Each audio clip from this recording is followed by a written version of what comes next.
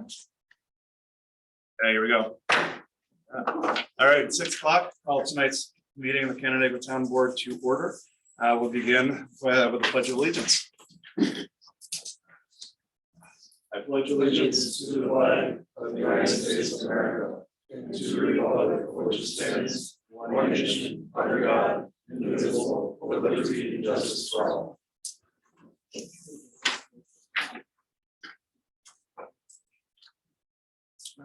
All right, so welcome everyone, and hope everyone had a very happy new year. As we head into 2023, it's always hard to believe when we turn that clock. Jean, could you call the roll, please? Yep. Town Council Member John Casey. Merrily present. Town Council Member Michael Kelly. Present. Town Council Member Adeline Rudolph. Present. Town Council Member David Sauter. Present. Supervisor Jared Simpson. Present. And I would also like to note that Councilmember Fennelly is attending via Zoom. He has to be necessarily absent from in person tonight. Jean, was the meeting properly advertised? Yes, sir. All right, thank you very much. Written letters of communication, the first ones for the year in the folder coming around. Can I make a quick note on that? Yes, please. I wanted to just note that the petition that we received from Horizons was signed by about 40 residents looking for bus service location. And also Jim was kind enough to provide me with the name of the employee that was called respectful and patient with and complimented by a resident, which was Brian Van Castle. Nice. All right, repeat the name. Brian Van Castle. And I would say with the Horizons letter, I did speak with CATS and Horizons, and they're in the process of working out a solution for now. And Horizons can apply for a permanent stop. And in the meantime, it's a very nominal fee because they're just they're not an extra route fee. They're just kind of like an in-service fee, but they're working together to figure out how that's going to work best to serve those residents there. All right, that takes us to our first privilege of the floor. Is there anyone who would like to be heard at this time? I have to go over there and say something. I'll talk really As loud. long as you're loud enough, because you know how I'll you talk really know loud. how you want us to Very talk short. louder. I'm Karen Parkhurst. I live on Laura Lane, and I want to make a comment about the Christmas Eve power failure, which was on Laura Lane. It became 26 hours without power. But I want to thank Jared, because you were consistently on Facebook talking about how you tried to get in touch with the supervisor and you tried to get the full story. I did manage to get in touch with the supervisor and got the full story, but I just wanted to thank you for at least paying attention to those of us, Middle Cheshire, Butler, Fox Ridge, all those streets right up to Leffels Road where it was pitch dark. Thank you very much. And I have to thank Adeline for that, because we fortunately did not lose power where we were. And Adeline reached out and let me know about the situation. So thank you to her for informing me on that. 7:30 in the morning, Yeah. Christmas Eve wake up call. And the number I had was wrong. The number that I called was wrong to RG&E. Oh, The message I got back was, I'm not who you're looking for. So, anyway. These are not the droids you're. These are not the droids you're looking for at RG&E. Okay, so that takes us to priority business for tonight for appointments. For the town supervisor appointments, I'd like to appoint the following individuals. Town historian, Mr. Lee Hergesell. Town budget officer, myself, Jared Simpson. Town deputy supervisor, Mr. Terry Fennelly. Those are the 3 appointments that I have. Jean. Just acknowledging my appointments go along with my term, but Michael Doyle and as my first deputy clerk and Heather Cross as my second. Excellent, thank you, Jean. And Jim. Pursuant to town law number 32, the highway superintendent does by hereby designate Chris Litz as the deputy highway superintendent for a term expiring on December 31st of 2023. Okay, thank you very much, Jim. All right, that takes us to presentations. Is anybody online from Edgemere? Okay. We do have a presentation presentation from Edgemere tonight. Oh, hi. I am here from Edgemere. I believe Charlie Oster, excuse me, is also joining. I'm not sure exactly what he is waiting for. Hey, good evening, everyone. This is Charlie Oster from Edgemere.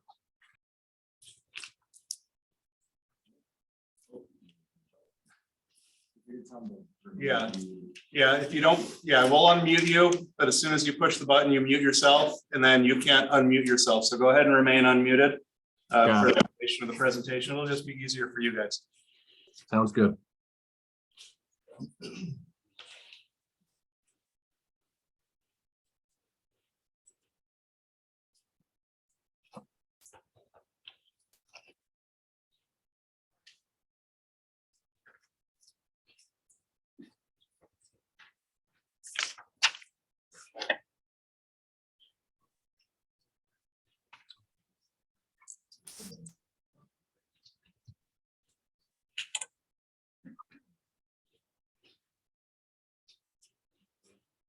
Let us know when you're ready. We're not hearing anything. I don't know if you're sharing anything right now.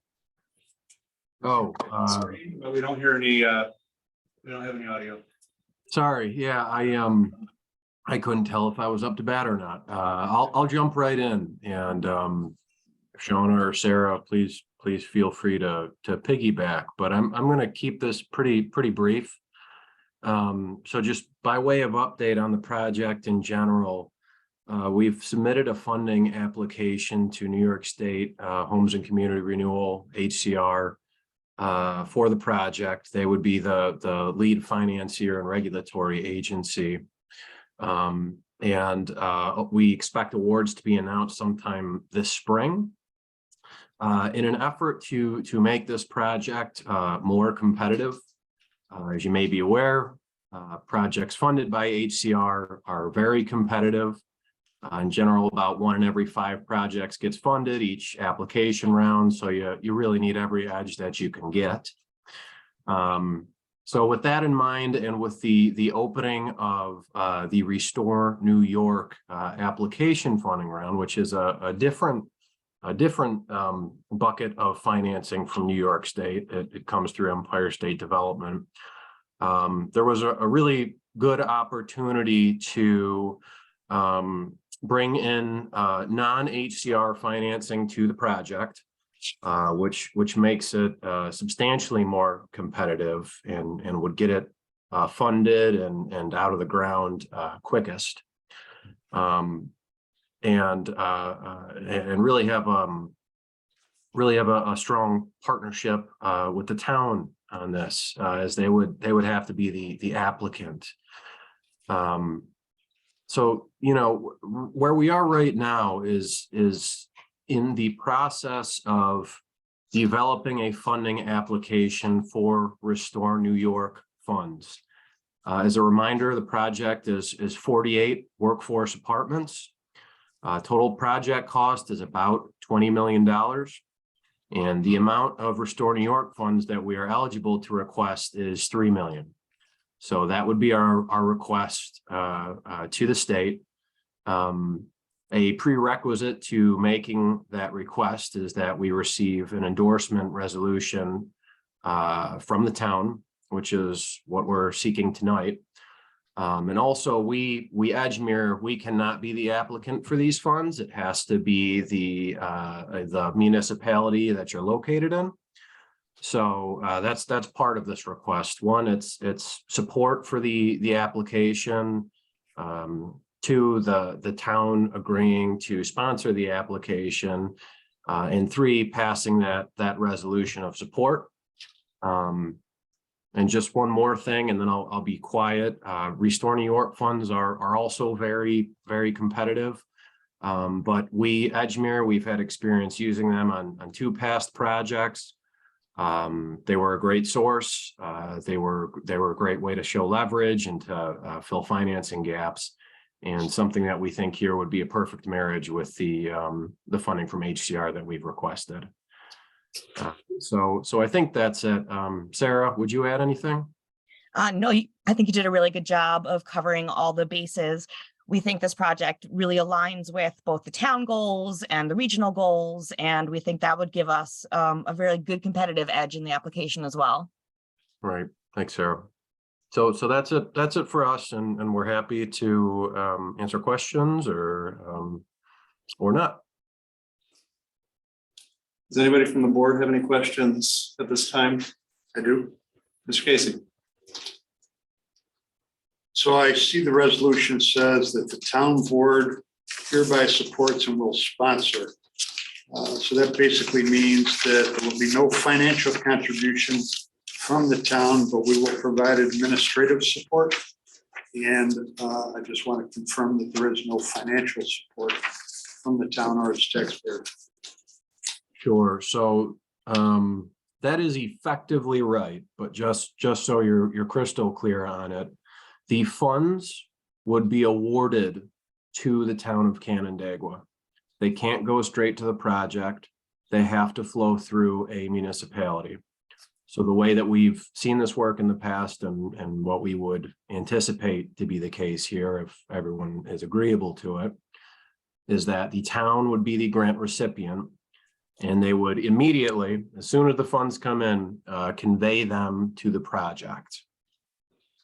So there would be no out of pocket above and beyond the amount of the grant. But there is that technical detail there that is worth mentioning. Thank you. If I could just real quick, there's two things the town board needs to be aware of. There is a local match requirement associated with the grant. Okay, but I did confirm with Empire State Development on Friday, and they got back to me today. The developer can make up that local match either as a cash contribution to the town or an in-kind contribution. But the town would still be made whole, so that's got to be documented. There is one more piece. A $3 million grant coming into the town budget, into the town fiscal resources, will trigger single audit threshold, which means there will be additional expense to the town of Canandaigua for our 23 audit in 24. So you need to be aware that that needs to be factored into the overall. The discussion at this point is that Edgemere would make the town whole, but that's just got to be something that's got to be top of mind. That hasn't been concluded yet then? Well, will need to be part of the grant once the grant is awarded and all the specifics documented. What's the local match? 10%. $3 million? 10%, yes. So 10%. 300. As a point of clarification then, are you stating that the developer has said that they're going to reimburse the town that amount of money? It can either be cash or in kind for that match portion. Hasn't been determined which?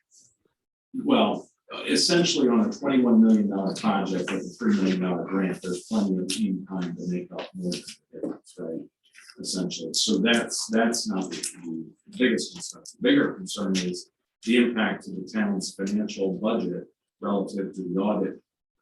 So what would that, just ballpark, what would you guesstimate that amount of money would A be? single audit is probably going to be a couple $1,000 extra.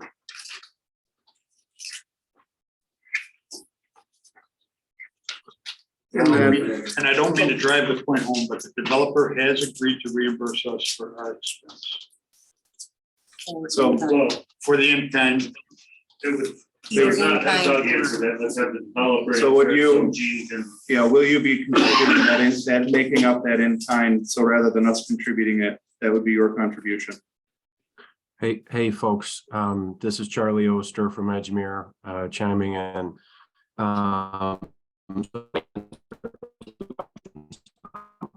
You're cutting in and out. Charlie. Oh, you can't hear me? Now we can. You just kind of glitched out a little bit. Start over. Yeah. Okay. So in the past, when we've used Restore New York funds, what we've been able to do is use the other funding sources in the project as a means of documenting a match. So that would be what we would plan to do here, exactly as Doug said, and right, $3 million on a $21 million project. There's plenty of other matching sources that we could point to. So that's how we would plan to address that. And as far as the administrative overhead that you folks would have as a result of administering that grant, yes, we would absolutely plan on reimbursing you for that out of the project budget. We just need to know what that amount is, so we can budget accordingly. I have a question I'd like to ask Charlie, if I may. This is Adeline Rudolph from the town board. These are for below market rate apartments, just to confirm? Confirmed. Okay. And that's actually, so one other thing that works in our favor is that the Restore New York program gives a priority for units that are considered workforce or income restricted.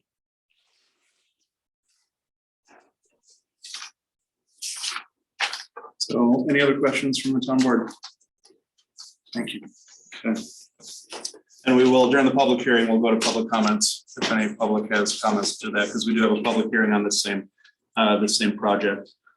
All right, so do you have anything else before we move on, folks? Any other points that you would like to share, or is that it for tonight? Nothing from Edgemere. Just thank you for your consideration. All right, thank you very much for that presentation. It'll be a little while before the board votes on the resolution. Somebody will probably let you know tomorrow if you wanted to sign it. Okay, Yeah, thank you. that's at the very end of our, close to the end of our agenda. for They might tonight. want to hang out for the public hearing though. Yeah. All right, so now with that done, we move it on to our public hearing for the town to sponsor and administer a Restore New York Communities Initiative Grant Program on behalf of Edgemere Development for their proposed affordable housing development in Uptown. And at this time, unless there's objection, I declare the public hearing open. And we'll entertain comments from the public regarding the development. Ms. Parkhurst, you can come up, or you're gonna come up this time? Okay. I just don't want to do it twice.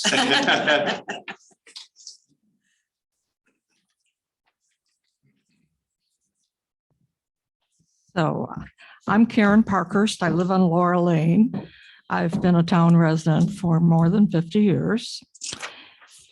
And as chairperson of the Affordable Housing and Transportation Project Team, I can confirm the critical need for affordable workforce housing in the town of Canandaigua. In the town's most recent master plan update, one of the top 5 goals identified by town residents was a need for workforce affordable housing and transportation. In 2020, a project team was formed by the Citizens Implementation Committee to identify ways to improve options for affordable housing.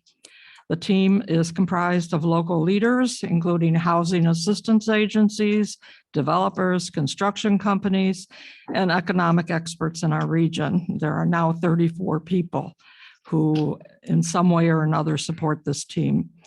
The Edgemere Development Parkside Drive Apartments helps fill the demand for new multifamily housing with a mix of 48 1- and 2-bedroom apartments, affordable to households earning up to 70% AMI area median income. Census data demonstrates an increase in both total town population as well as an increase in median age, as we all know. According to the New York State Department of Labor, between 2018 and 2028, the Finger Lakes region will have a net increase more than 60,000 jobs across all industries, both public and private. Currently, cost burden households make up 32% of all households in the town. Even those earning within the median income bracket of $50,000 to $75,000. Further, over 50% of renters in Canandaigua are rent overburdened, paying more than 35% of their income on rent. For example, Family Promise of Ontario County, represented on the project team, has currently reported 100 homeless or at-risk families on a housing waiting list. Town housing stock is also aging with minimal accessibility and is less efficient than today's standards. Without adequate housing options, future growth prospects are bleak. Keep in mind that we have an aging population, many needing an affordable option to aging in place at their current home. And in a high tourist area, we have a surplus of job opportunities in the service industry, people with young families who need affordable housing. And finally, I hear weekly of people who need not only affordable housing, but means of transportation or walkability to that housing. This project provides both affordability and local accessibility. This is the first multifamily residential development proposed since the adoption of Canandaigua's form-based code and mixed-use development subarea regulations.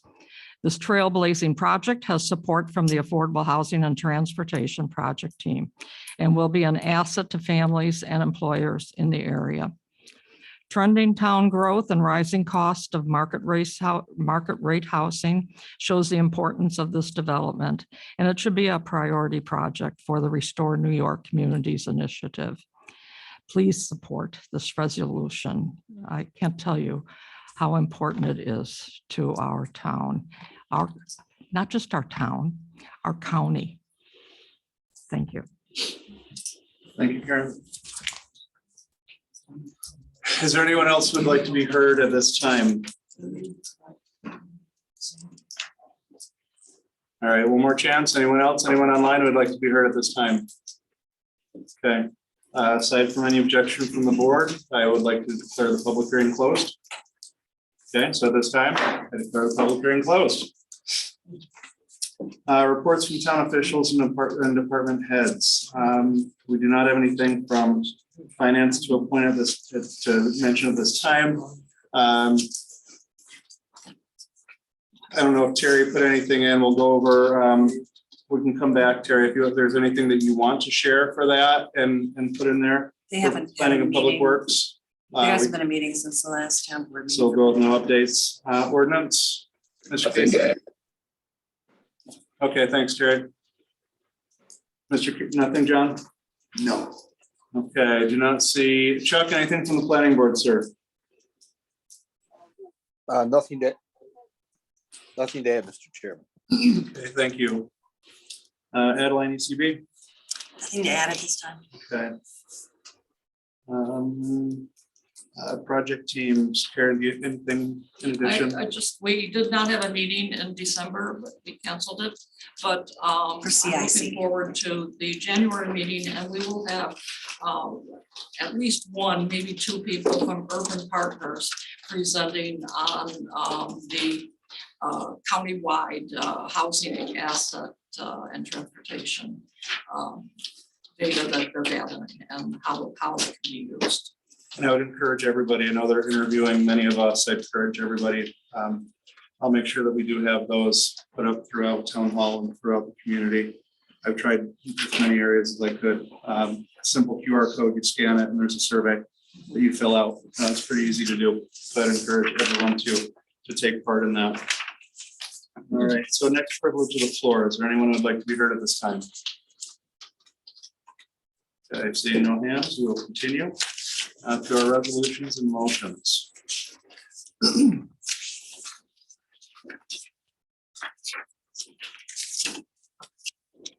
Resolution number 1 for 2023, starting all back over again. It's like it happens every year. The town board meeting schedule. Can I get a motion? A motion. Second. Okay, moved and second. And any discussion, any comments or concerns about the meeting schedule? All in favor? Aye. Opposed? Carries. Resolution number 2, designation of the 2023 holidays. So moved. Okay, moved and seconded. I'll let you pick which one. Gene, do you want to move and second it? Any discussion or additions to the adjustments to the holidays? All in favor? Aye. Opposed? Carries. Resolution number 3, designation of office depository. So moved. Second. Moved and seconded. Any discussion? All in favor? Aye. Aye. Opposed? Carried. Resolution number 4, designation of the official newspaper and radio station. So moved. Second. Okay, moved and seconded. Any further discussion? All in favor? Aye. Any opposed? Carries. Resolution number 5, payment of the bills following the town board audit. So moved. Second. Moved and seconded. Any discussion? All in favor? Aye. Aye. Opposed? Carries. Resolution number 6, payment of the bills prior to the audit. So moved. Second. Okay, you got Thank you 3 to for choose making from. this, Matt. Moved and seconded heartily. And thirded. Any discussion? All in favor? Aye. Aye. Yes. Aye. Opposed? Carries. Resolution number 7, establishment of petty cash accounts. So moved. Second. Moved and seconded. Any discussion? All in favor? Aye. Aye. Carries. Didn't take a post, but we didn't have any opposed. Resolution number 8, bid purchases. Second. Moved and seconded. Any discussion? All in favor? Aye. Any opposed? Carries.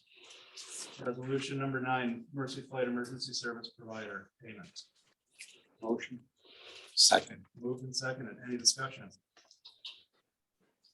All in favor? Aye. Aye. Any opposed? Carries. Resolution number 10, Canandaigua Emergency Squad Emergency Service Provider 2023 payment authorization. So moved. Second. Go ahead. Moved and seconded. Any discussion? I have a quick question. Given the recent focus you've had on CPR, do we know the date for the town CPR class at all yet, or it hasn't been decided? Okay. That's all. Were you volunteering to head up the CPR class committee? A little behind the times. I need to refresh my skills from high school at this point, so. We might have a volunteer. Okay, so that is one. So for those of you who saw that, Emergency Squad will provide CPR training, AED training, multiple trainings to town residents as part of this agreement. So it's a great resource to tap into and take advantage of, and more targeted resources to town staff as well, which is a good benefit and quite a savings for the community and for the town. Any further discussion? All in favor? Aye. Aye. Aye. Opposed? Carries. Resolution number 11, Ontario County Historical Society 2023 payment authorization. So moved. Second. Moved and seconded. Any discussion? All in favor? Aye. Aye. Opposed? Carries. Resolution number 12, Pine Bank Cemetery Board 2023 payment authorization. So moved. Second. Moved and seconded. Any discussion? All in favor? Aye. Aye. Aye. Opposed? Carries. Resolution number 13, Canandaigua Local Development Corporation 2023 payment authorization. So moved. Second. Moved and seconded. Any discussion? All in favor? Aye. Aye. Opposed? Carries. Resolution number 14, Canandaigua Town Board appointments. There will be discussion on this, obviously, because we have some of those lines to fill in. But if we can get it on the table first. So moved. Second. Moved and seconded. So with discussion with the board, we will be making these appointments to the finance committee. The chairperson will be Adeline Rudolph, and the vice chair will be David Sauter. And the employee liaison, technically we would have two. We have Doug, and we have Jeff Small as two employee liaisons for that committee, for the finance committee. We are looking for citizen representatives. If anybody knows somebody or is interested or has a friend who would like to be part of that. Planning and Public Works. Chairperson will be Terry Fennelly. The vice chair of that committee will be John Casey. And Courtney will continue on as the liaison. And for that. Okay, I'm sorry, what did you say? Courtney will be the liaison for that committee for planning and public works. Jim too, or And what? Jim's usually. And Jim. Jim, you can be on it too. Yeah, you can be on it You know how much you love it. too. Commissioner wants to turn, but Chuck Boiler's. Yeah, Chuck. Chuck has been, right, so we will appoint, so Chuck, I'm assuming unless you say otherwise, he will be on that committee as well. And these can be, as we go through the new year, one thing is the committees form and as these committees meet, they can then bring members on board to those committees. Ordinance Committee, Chair will be John Casey. Vice Chair of Ordinance will be Adeline Rudolph. And Shauna has been serving with the Ordinance Committee and working with them to continue there. Now, we will be creating and returning another committee to a town board committee, and that is Economic Development. Can we stay on ordinance for a second, please, Mr. Chair? Yes. I believe we also had some citizen representation on the ordinance committee. Would that remain the same? The citizen representation would remain the same. I don't have the names in front of me. Chuck Lawyer, So we have Chuck. Tom Schwartz. Any other additional? No, Okay. I'm not forgetting anyone, am I, Chuck?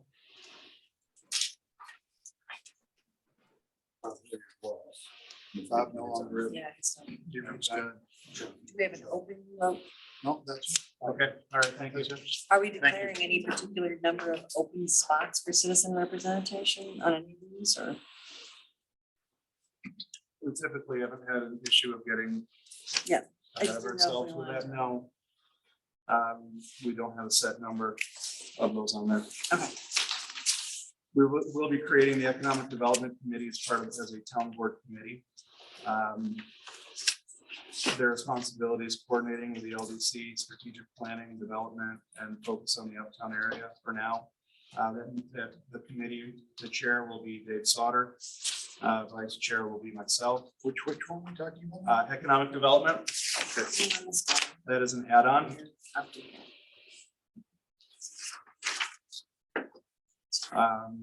Who's the chair, David? or- Dave.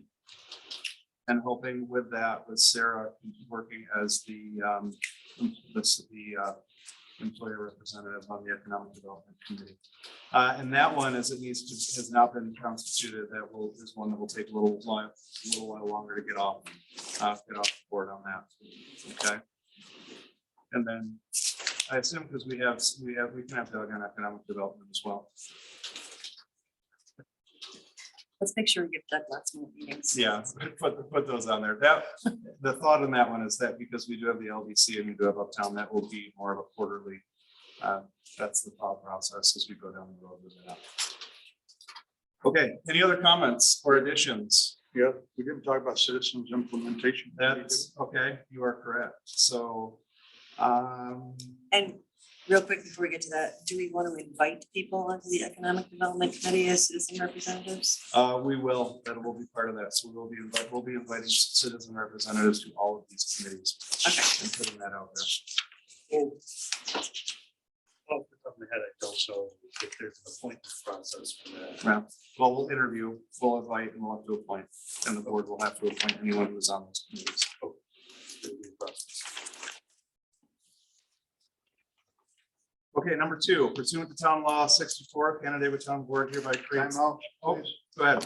We didn't talk about citizens implementation.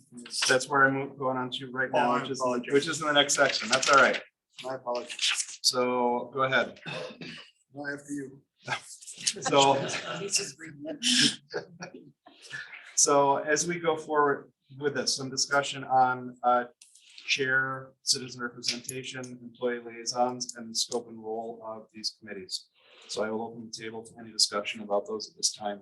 We're talking about the CIC, the special events, and anything else, just CIC? Well, we special have, events? so here are some thoughts, and here are some, and part of an open discussion that we really need to have. As we go forward into the new year, and the board, and we as a board create our goals and create our focus for the year. a lot that in working with that and the comprehensive plan, we need to be able to look at how we are aligning with that and look at the committees that we have and make sure that we have committees that are still functioning, which we have a lot of them are. We have a lot of committees that aren't, that haven't met for several years, and trying to go through and streamline that process. So we're not carrying a lot of extra committees that aren't meeting, and we're focusing on those roles. I would like to put on the table that we will plan to meet, have a town board planning session in the next month or two before the end of February, because we'll be done. We have another meeting with January 30th to plan and create our goals and create where we want to go for the next year. And then charge the committees accordingly for those goals as we want to move forward.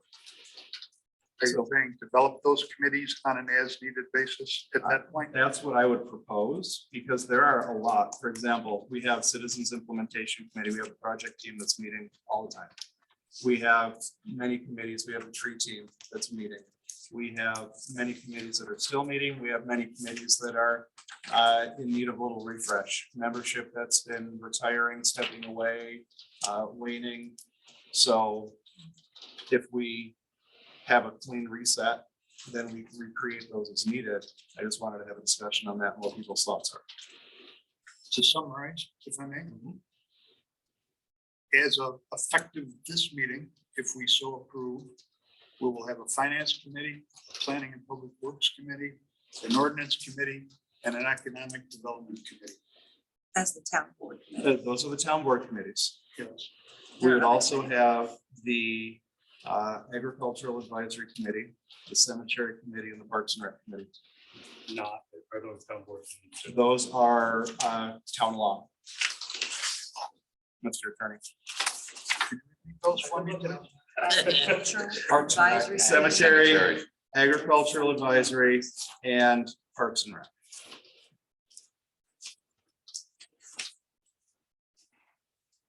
I just wanted to have some discussion and know what people's thoughts are going forward with that, so we can continue with the great work that the committees that are doing, but also have the ability to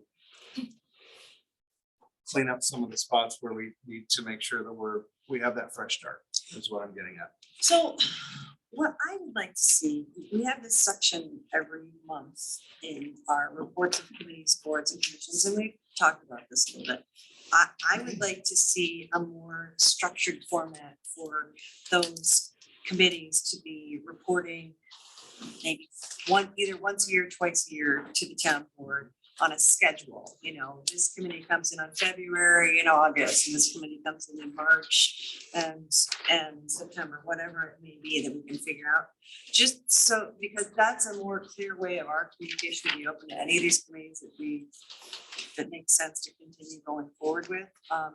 And it's a more, I mean, obviously they're welcome at any meeting to present about any issue that's of import, but it would be helpful if we had more of a communication of what we're actually working on to keep track of what's going on. So I'd like to see that. Secondly, I would love it if we could somehow organize this somewhere, either on our website or some live document that indicates, okay, the town board committees are finance, planning, public works, ordinance, economic development.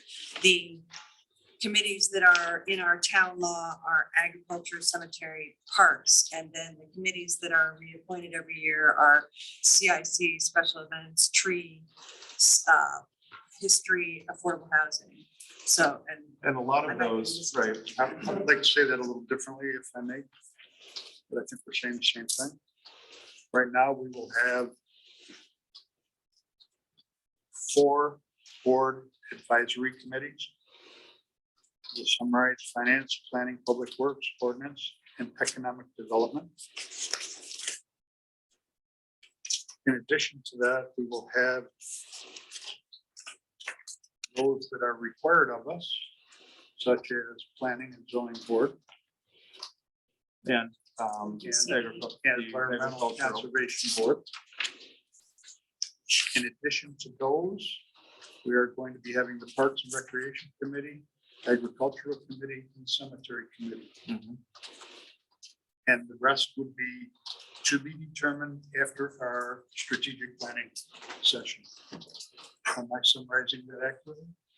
I think that's what's some of the thoughts around the table, yes. So So my only question would be that prior to my participation, I think when you approved the budget, you did approve $5,000 for the affordable housing transportation project. right, and That's where I throw that out there and say, is that one going to be TBD also? well, that is where we don't want to throw, we don't want to, you know, throw the baby out with the bathwater and make changes and then hamstring certain groups that are still. We need to act quickly. And if that would still stay, as far as my understanding, we take these needs, we look at our goals, that committee stays, then we would, that funding would be there. That funding would stay as part of that because it's budgeted, it's constituted. We reconstitute it, then they go forward and they have that as part of the budget. So you reassess these committees annually is what you're Yeah. essentially saying. So And I think that's something that we need, that's been lacking, that we need to do. We need to look at some of these. A lot of these committees have done, you know, some of them have done their job. They've met, they've achieved their goals, things are done. But we still have them kind of on the books, if you will, rather than taking them and archiving them. Well, right now, we're gonna wipe the slate clean, and if we want them, after our strategic planning, we'll initiate a new committee, right, or we'll reestablish that. that's what I understand. Yeah, so I would add, so currently, for example, a lot of them serve under the CIC as project teams created. We would have the option of, okay, do we recreate the CIC and have that underneath there and have them oversee that?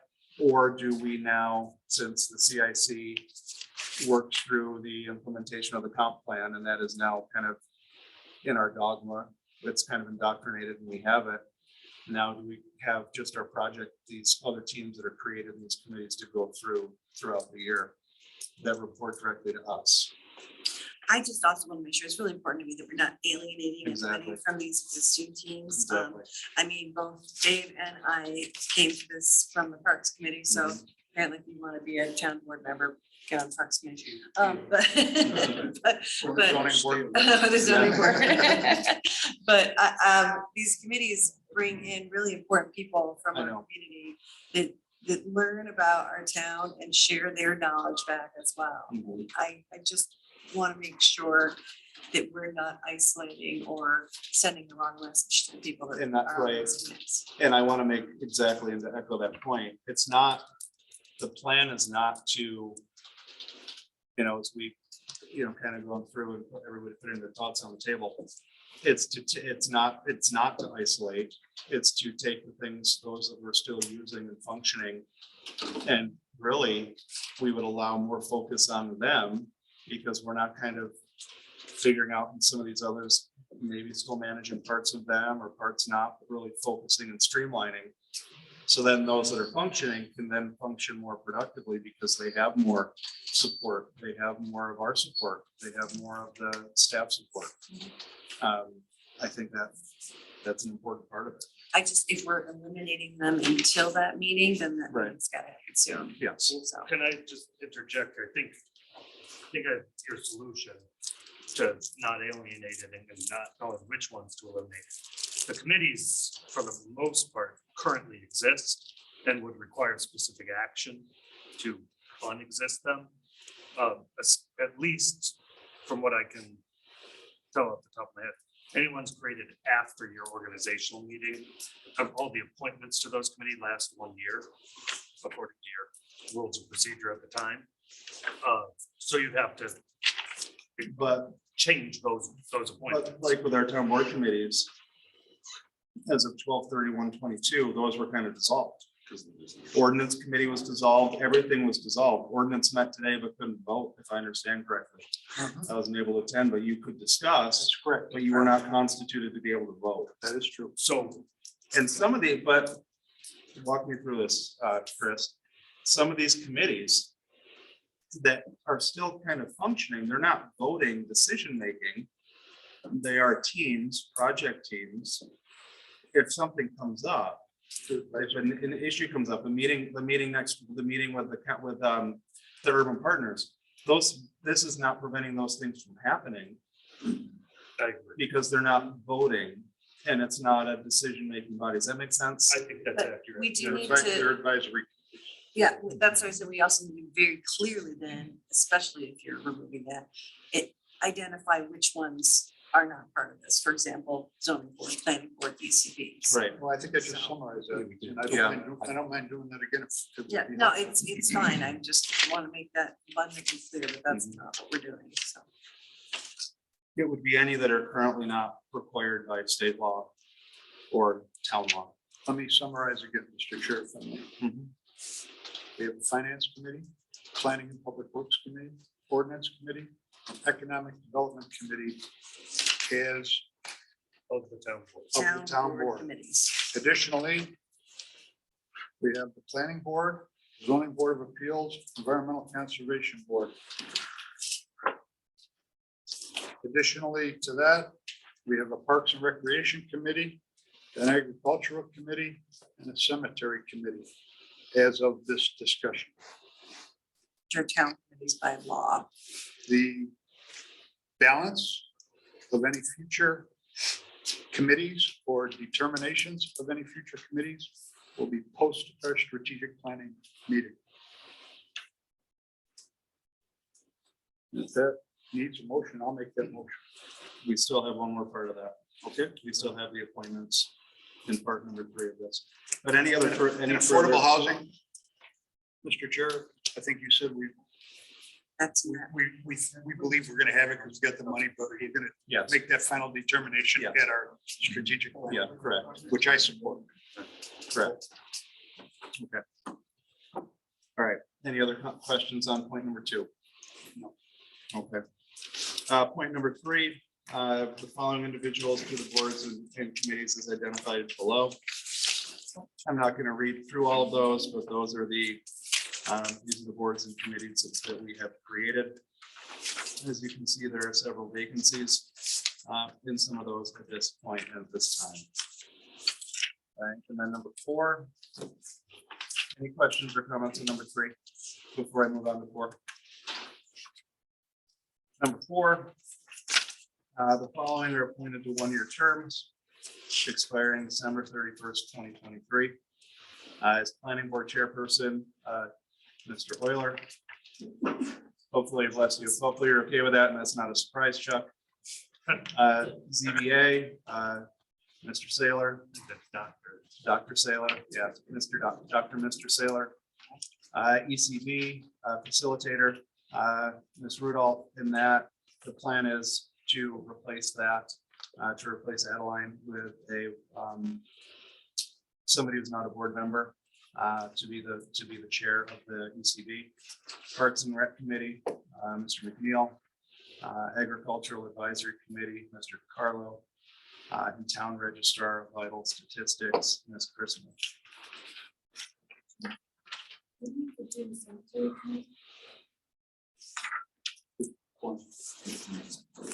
So cemetery committee is on in town. Oh, do we have a? Town That's what register. I'm asking. The cemetery committee is not listed. That's a, Oh, you have a chair of that.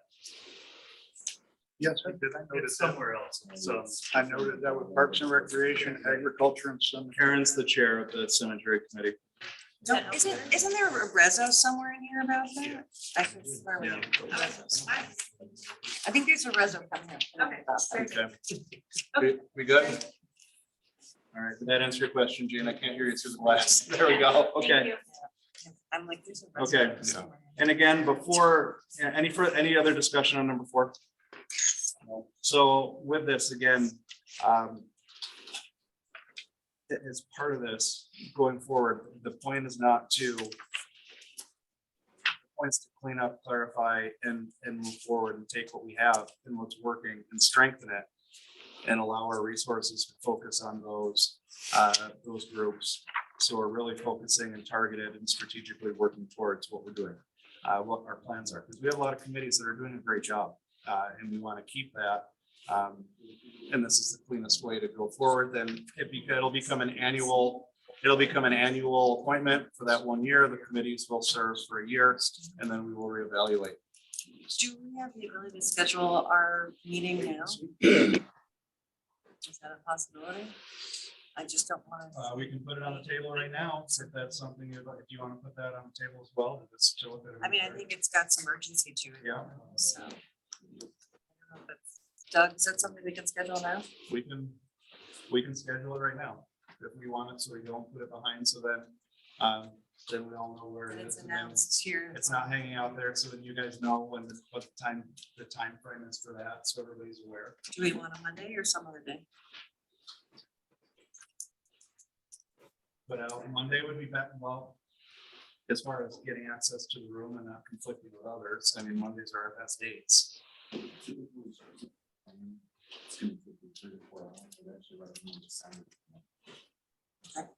6 a.m. No, Probably. I'm gonna So we have- go and we 6 have a.m. So we have, in January, we have the 14th, 21st, and the 28th. That would get us in by the 14th or the 21st. It's too soon to do the 14th. Can we possibly do a Saturday afternoon? My January is filled with another commitment. Or we could move it, we can see what February is looking like. Does anybody have any preference?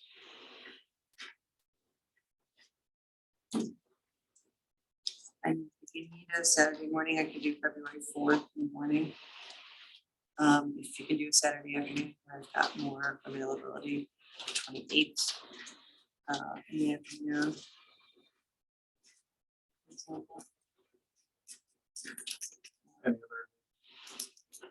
Any John or Dave, any preferences? Fine by me. Afternoon.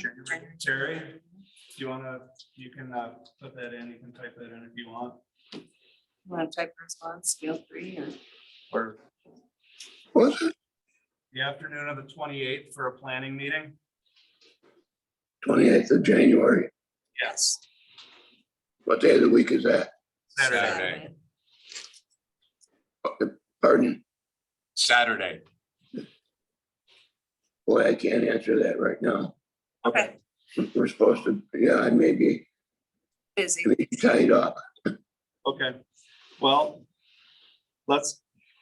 since we have 4 of us, do we want to wait and see, or do we want to, Oh, go ahead and do it. we'll get it on the Sure. books, Okay, and then if we need to, we can adjust it by week. That way we have it on the books, we know it's in there, it's scheduled, and then we can set that as a date.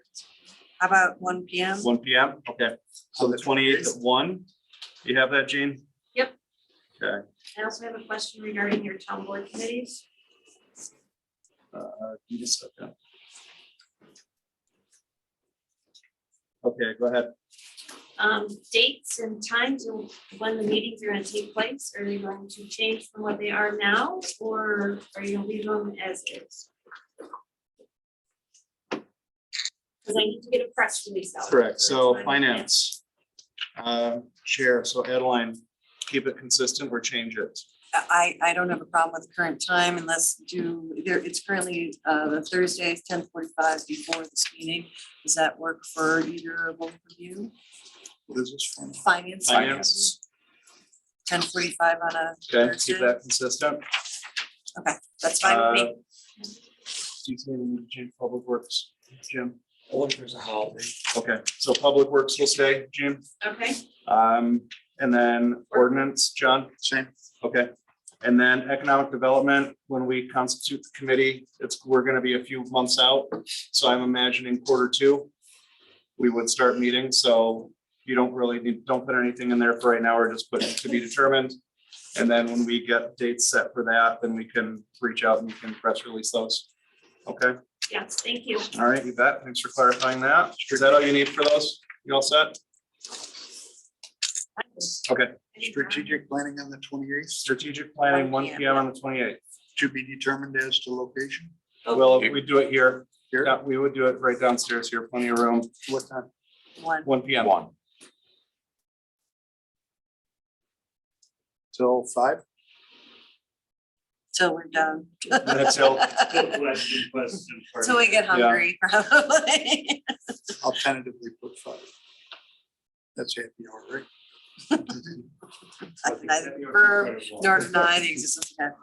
Okay. All right, and that 1 PM meeting, that on the 28th, it's a public meeting. We'll hear, it'll be broadcast, it'll be open, people can watch, people can participate. It'll run the same format as the other meetings, so you are aware. So we'll have all those other parts in there, so there can be public input as well to the meeting. And then we get to do it all again 2 days later. Woo-hoo. Yeah, so that will allow us to, any changes we can have on that meeting for the 13th. We'd have to kind of get them in there at the very end, but we can get any changes on there for the 13th. Okay. Any further discussion?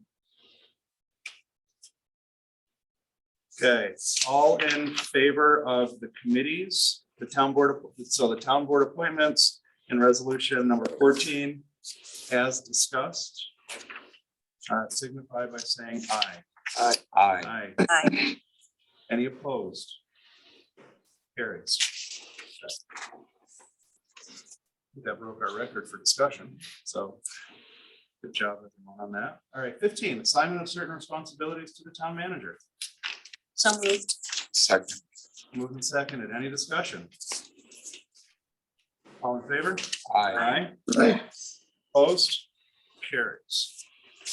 Resolution number 16, designation of professional service providers. So moved. Second. Moving seconded. Any discussion? All in favor? Aye. Aye. Opposed? Carries. Sorry, Mr. Nadler, you're re-upped for one more year. Resolution number 17, the countersigning of checks. So moved. Second. Moved and seconded. Any discussion? All in favor? Aye. Opposed? Carries. Resolution number 18, use of a facsimile signature. So moved. Moved and seconded. Any discussion? All in favor? Aye. Aye. Aye.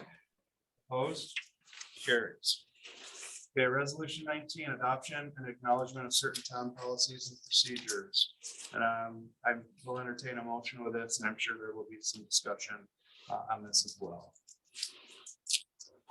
So moved. Moved and seconded. Okay, for discussion. We had some discussion. Do we have the red line up for rules of procedure?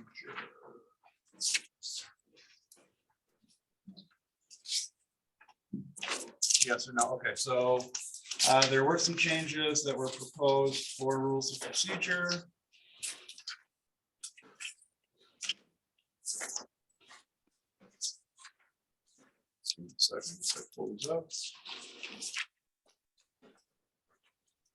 Did we all get this, the red line? That was not, because you didn't have time to put that in there under the draft. I don't believe I would. It's hoping it would be in the draft. It's not. Okay.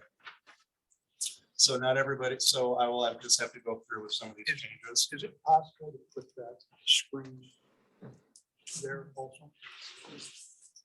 Just because it's hard for me to read all the way down there. Okay. All right, so, and I know Mr. Nadler, you have some comments on this as well, I believe. Is it possible to share that screen? I can't see anything. Yeah, he's gonna share it, Terry. I don't know that I haven't had time to only one copy, digest the proposed revisions. And if we're gonna make a bunch of revisions, we might want to just do an overhaul by the next meeting. By the next meeting? Because, and every year I read it and say we should think about an overhaul, but So let me go through and I'll read the outline. You can interject. And then we can always just table our rules of procedure till the next meeting. And we can come back with a clean copy and we can vote on it at the next meeting. Just our conversation now. I will read through and then interject during our conversation. So I'll read through some of the changes. What Mr. Nadler was saying is rather than vote on the individual changes, we will then edit it and we will get the copy back and we will make that final vote next month. I don't know, that's all.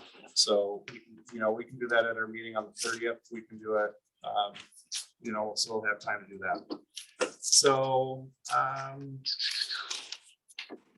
the number, so under meetings, number 13 that will be removed, and that this was in the red line copy, is the approval of chargeback billing.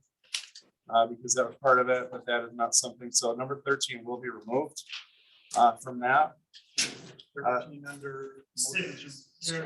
Paragraph 6. Comma 13. We will maintain the 4 privileges of the floor. Those have always been here. We had a 4th one added in at one point, but we have the 3 as part of our rules of procedure. So the beginning, middle, and the end. So those will stay there as well. Moving on to, this is section 10. Permission for the public to speak before the town board. The proposition would be to add the section, and again, this will be, and I can, Chris, I can give you this. I think you got this already. I just want to make sure. 10A, requests for presentations to the board must be made to the town supervisor 1 week prior to the town board meeting. So this would be any outside groups that wish to present, so they make those requests, and that prevents some of the last minute requests that might come in from a presenter or someone who wants to. So that just will force people to kind of plan, will give us time to know what the presentation is going to be. And Exceeding they the will be length sharing. of like the privilege of the floor. time. Correct, that would be, so other than if somebody needs 10 minutes to present, to do a presentation to us. Under agenda, number 21. Just insert, so the supervisor and manager will set the agenda, work on that, nothing else will change in that. Can we back up? Yep, Item number 17 under motions and resolutions. yes, I'd be more comfortable with something other than a unanimous vote of the members. Which is number 17 under motions and resolutions. I prefer that signature. is that a Roberts rule? We can supersede Roberts rule. Yeah, Correct. Rob, you are not bound by Robert's Rules of Order in any way. So if there's a rule of order. So you want a majority, okay? So we can put that in, So actually, number 17 would just be eliminated. because you always need a majority rather than unanimous. Okay, so strike 17. Sure. All right, anybody else? I kind of jumped ahead on some of the notes here. Does anybody else have any comment that I've jumped over? We've gone through ours together. pretty much. Yeah. And this is one as far as motions and resolutions, this would be in addition to section number. This would be motions and resolutions. And it could be an add-on. This could potentially replace number 17, now that we don't have a 17. And this is the one that I know, Chris, you had some comment on. Any town board member may present a resolution for consideration to the town supervisor and town manager to be presented at the meeting, because I know board members can present those. Cannot be prevented from presenting a motion on the table. So it's an interesting question, and at some point, and Robert's Rules of Order has very specific rules about prepared agendas with prepared resolutions, and that's good. And the town board has a prepared agenda with prepared proposed resolutions and supporting information. And that's great for organizational purposes. There are no rules in New York State town law or New York State general municipal law that I can think of that say you have to have all your everything the board does has to be by resolution. It doesn't. There are a few things that require resolutions: purchasing real property, entering into a contract with the union, entering into an intermunicipal agreement. The town board has to adopt a written resolution. You could write it in the meeting. That's not good practice. It's not good form. Your constituents are going to be furious with you, and you're going to get furious with yourselves because you're going to be sitting here writing resolution. But whether, my assumption is the town manager, when setting the agenda, accepts anything from a town board member, because they could just as easily do it by oral motion. If your thing doesn't get on the agenda, you can just say it at any point. So I think part of this, in discussion amongst several of us, was having that down somewhere, so it is part of, it is part of the written rule, maybe changing resolution then to motion. So it's clear, it's clarified that anybody can present a motion at a meeting. That would resolve some of your concern, that concern that you mentioned of a resolution being more formal, but a motion could be brought to the table at a meeting. Yeah, I think it is. So if that could be, I don't know if that would be a workable change for that. Yeah, I think that makes a lot of sense. So any town board member may present a motion for consideration. And then it would strike to the supervisor or manager for consideration at a meeting. Or At or before, at, yeah. At any meeting of the town board. Yeah. Which is, black letter law, you can, okay. within the guidance and the Right, and rules it's- of procedure. And it is kind of a redundancy, Mhm. but I know as new members come on and the questions are asked, it's just a little clarification to have that down in writing. I guess the only place without the approval of the chair would be 11 resolutions and motions, or 15 other business. That being said, this body, for my entire association with it, has acted, with decorum and dignity, and without resorting to rules of procedure, and certainly almost never having to resort to Robert's rules. Right. Or a determination by the council. I hope for and believe they continue to do so. So hopefully the issue never really. But it's, it's there. Yeah. In case. Okay, any other comments on that one? And it was suggested to bring in a new section called executive sessions 24. Any town board member may request an executive session, which may be granted by a majority vote of the board. Because that's another question that was asked. I know it's a little bit of a redundancy as well.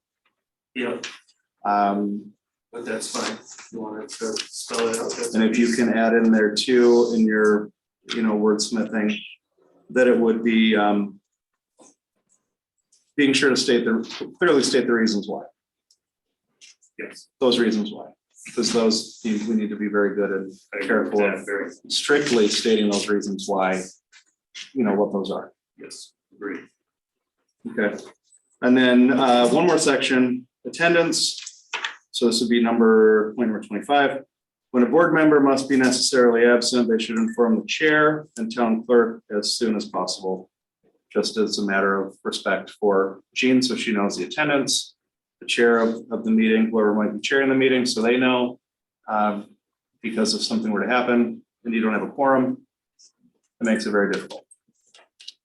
So those are, any other comments or questions on that? That's good. Okay. So can you okay I will draft something. up. drafting, I may, clarifying? Play with your motions and resolutions section, as I Yeah. like it, Okay, but will not. But I'll present it to you as an option. and since you're digging into it, if there are any other spots that it's something that's been wanted to be cleared up for a while and Yeah. kind of clarified, now's the time to do it. Yeah, let me clean it up. There's some stuff that just needs cleaning up, but I'll present all of my changes okay. as just options you can I have one, accept or not. Okay, one other thing that kind of came up today that we have, you and I at one point discussed, but never really fully evaluated, which was most of our town boards and committees, at least the ECB and the ZBA and the planning board, require a certain number of training hours for committee members per year. And we had toyed with the idea of requiring a certain number of training hours for town board members as well. 4 hours. legal or not? Legal, absolutely, you can require Okay, stuff. I think require rules. 4 is what we require our committee So- members at this point. So, Would that be rules of procedure? I think that's a good place to put it. So- Town board rules of procedures. Or would that be a resolution? No, I think that would be by resolution. Okay. So a resolution requiring training equal to 4 hours. 4 hours, because that's what the other committees have. Yeah. To be fair. That Okay. should be sufficient. All right. And So do you want that resolution on the January 30th agenda? Yeah. Let's put that on the agenda for the 30th. And that should be simple enough. well, and it's gonna include the standard language that's in the planning board and zoning. board Yeah. of Education that says, Correct, it doesn't invalidate anything. correct. No, just for the record though, the town board does have a standing resolution that says, like, for instance, a planning board member, a lot of times we go to a full day training, it's 8 hours.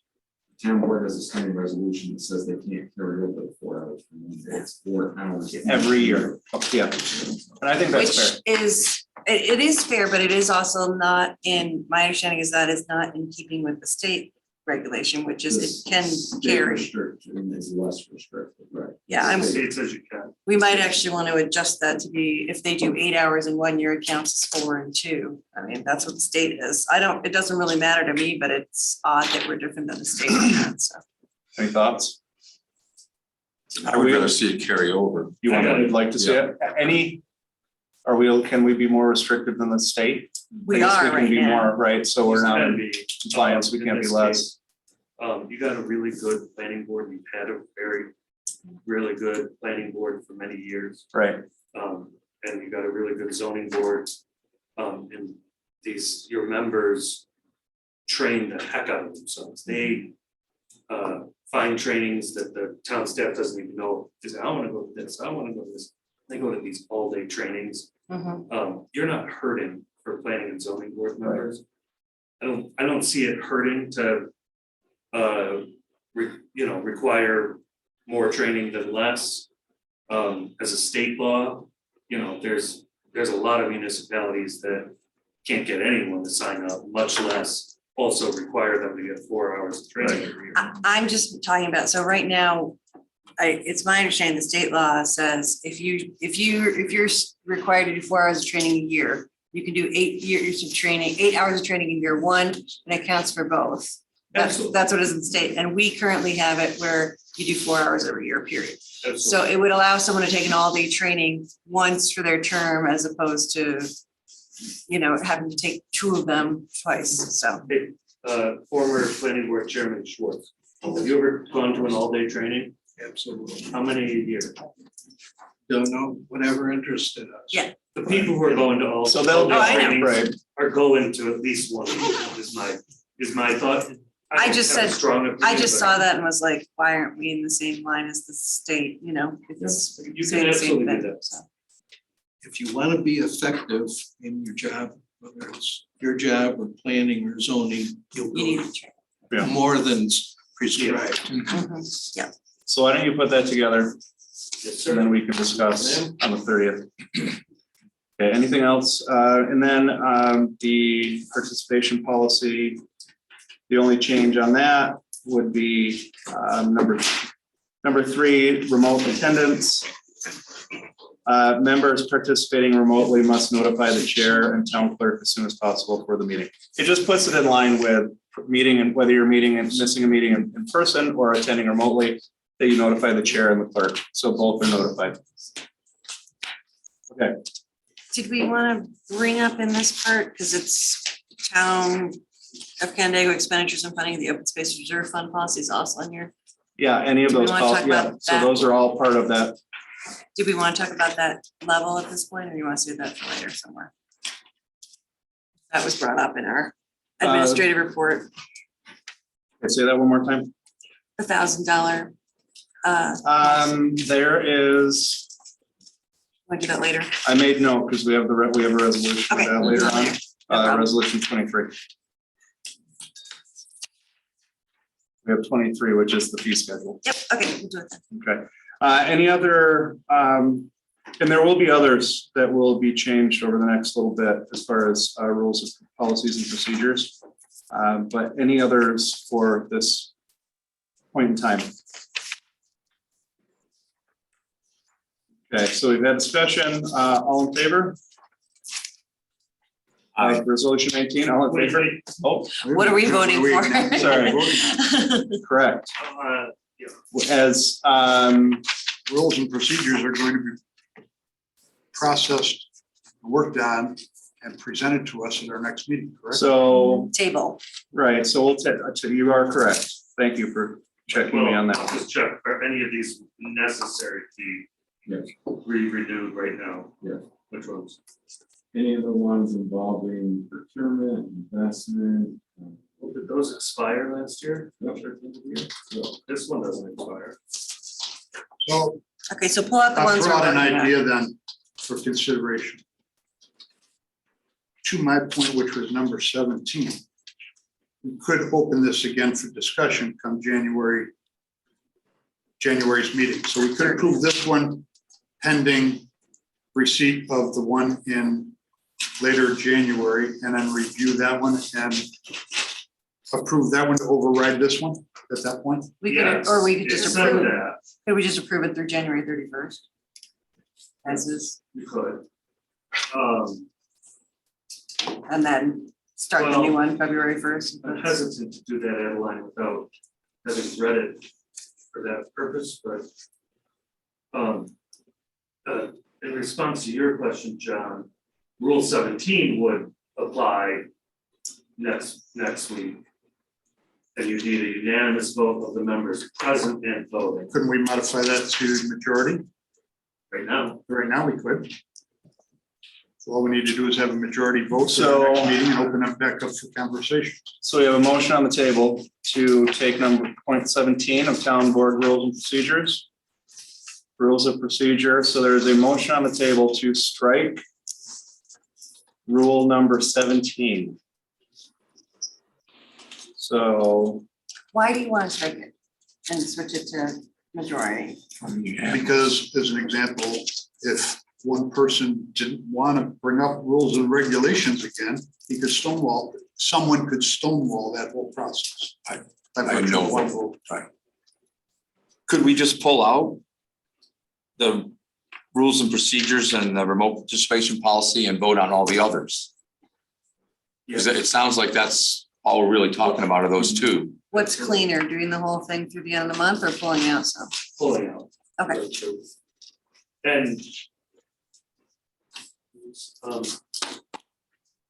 these rules of procedures are not state law, they're not town code. And they can be- Still function. There are we still procedures. function and we look at them they get adjusted at times throughout the year. Your agenda is still gonna be organized like this until you adopt Yeah. rules. So then okay. So John, are you going to, you made a request to strike 17. Are you gonna pull that request? Not pull the request, but we're gonna come back and work For tonight's meeting? Yes. Okay, so we're still gonna strike that, but we're not gonna vote we're gonna take that vote off the table of striking it immediately. We will, So we're removing town board rules and procedures from resolution 19. 19. So we are And approving, remote Yep. policy too. we're approving town board rules of procedure minus the remote participation policy and rules of procedure.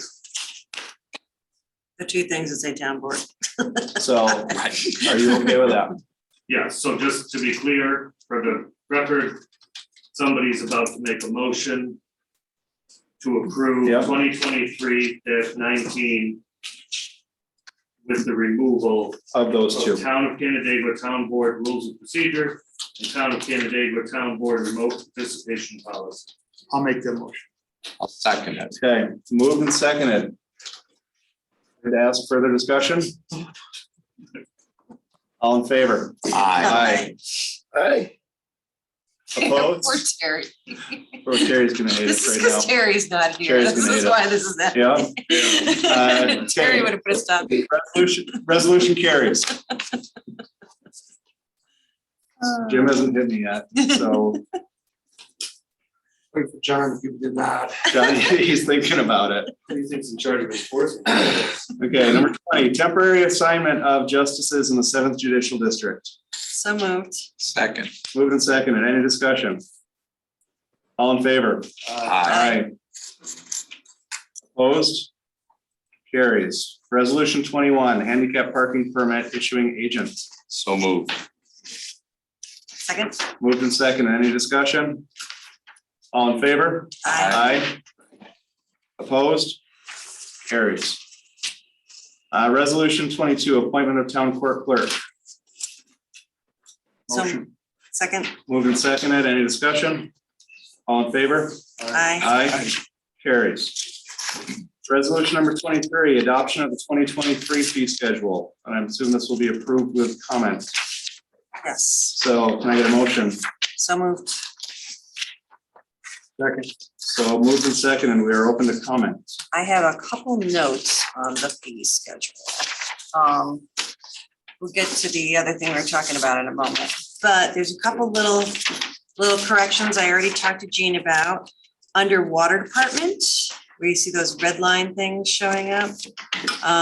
There's 2 sections there for 1.5 inch and 2-inch pipe. Is it my understanding, Jim, those are no longer offered or available? They are available at an excruciating slow pace and depending on when you order them, will depend on the cost.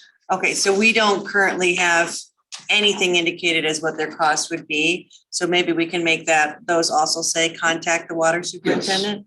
Okay, so that's just what I was wondering. Then there was a little, I'm sorry, Adeline.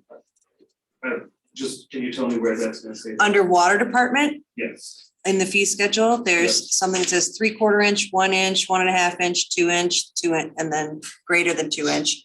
The 1.5 inch and the 2 inch were not defined. So they're now going to also be defined as contact the water superintendent. They say that already, right? No, they do not. That's why I brought it up. So 1 inch? the 1.5 and 2. 2 Oh, inch. okay. Got it. There was a little typo later, which Jean already fixed. For the future of the town, also on the bottom of the next page, it says labor per man hour straight time and labor per man hour on overtime. I would prefer to change man hour to hourly or hour per hour if possible. And then on the last page, Labor per hour. per hour, Right, yeah. Right. And then on the last page, Jean and I already talked about this. I understand we've removed the need for there to be coupons for electronics disposal. Correct. Correct. And that was not indicated on the fee schedule, so we just need to remove those coupons and Right. or remove the entire electronic The section. electronics category. Yep. Can I just, because I'm writing this down, it's bottom right corner of this page, the Electronics. number is 7, 9, 22, 25. Yep, Correct. that. Yes. Getting rid of that whole electronic section.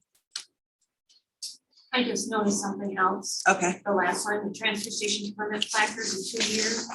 It said 2021 to 2022. Oh, yep, They're you're now right. 23 to 24. Mhm. Yep, Are we those still free?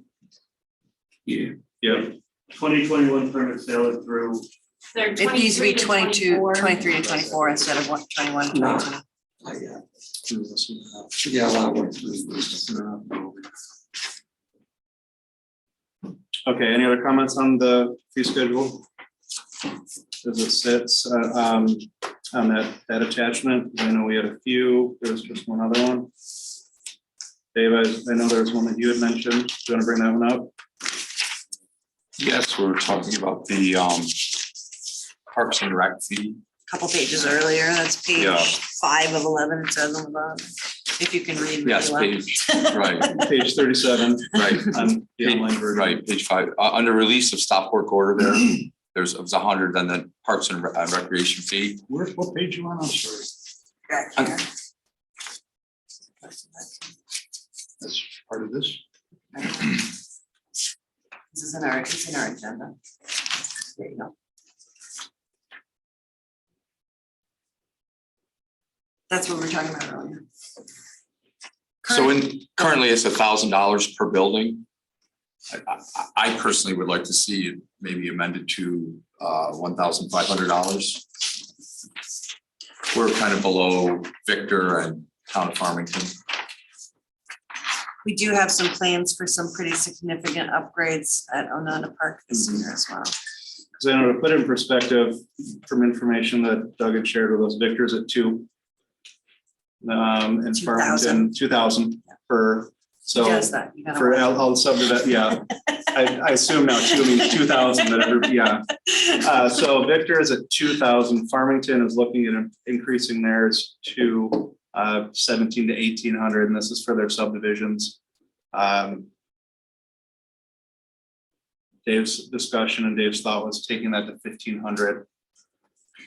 We haven't changed it in a number of years. It was 1,000 when I purchased my home in 2018, so. What's the justification other than our neighboring communities wanting to? This allows us to, the money goes into the Parks Fund. It allows us to provide amenities, We park-related already had an amenities. excess contingency for the park. So I thought. This it is was- the okay, so John, hold on. CM fund. I thought I recalled hearing that at one meeting recently. Okay, John, so what this allows us to do is, as the developers come in, it's standard procedure. This goes in there to fund these improvements, so down the road, we do have money in the Parks Fund to put towards those. This allows us to keep that money going in there. And the theory is, as these developments come in, you have people coming in with less acreage, less land and less space. Parks can be commensurate to that by the providing of this fee, and the fee would go towards new parkland acquisitions. That it's limited as to what Yes. exactly we can do. Upgrades. But we can upgrade parks, we can improve, there are things that we can do to those. So then the developers, at the end of the day, the homeowner, it's passed on to the homeowner, but the developers are fronting that fee. But it also allows us to provide these services without touching the tax base on a regular basis and pulling from the general fund and having to move that money there and put that in. Let's be clear, it's not a tax. This is when you build a new home, when there's a new structure built in the town. I just find it to be contrary to our concern about having affordable housing here. It's raising the cost of housing, and I beg to differ. It is a tax, and it is a cost to the community. I oppose it. I would, You I mean, oppose it at all or the increase I there? oppose the increase. It's an existing $1,000. I'm comfortable with it. I don't see a need to raise it. We just spent money to buy land that we intend to make a park. We just built Outhouse Park. I don't see the need for it. there's tens of thousands of dollars.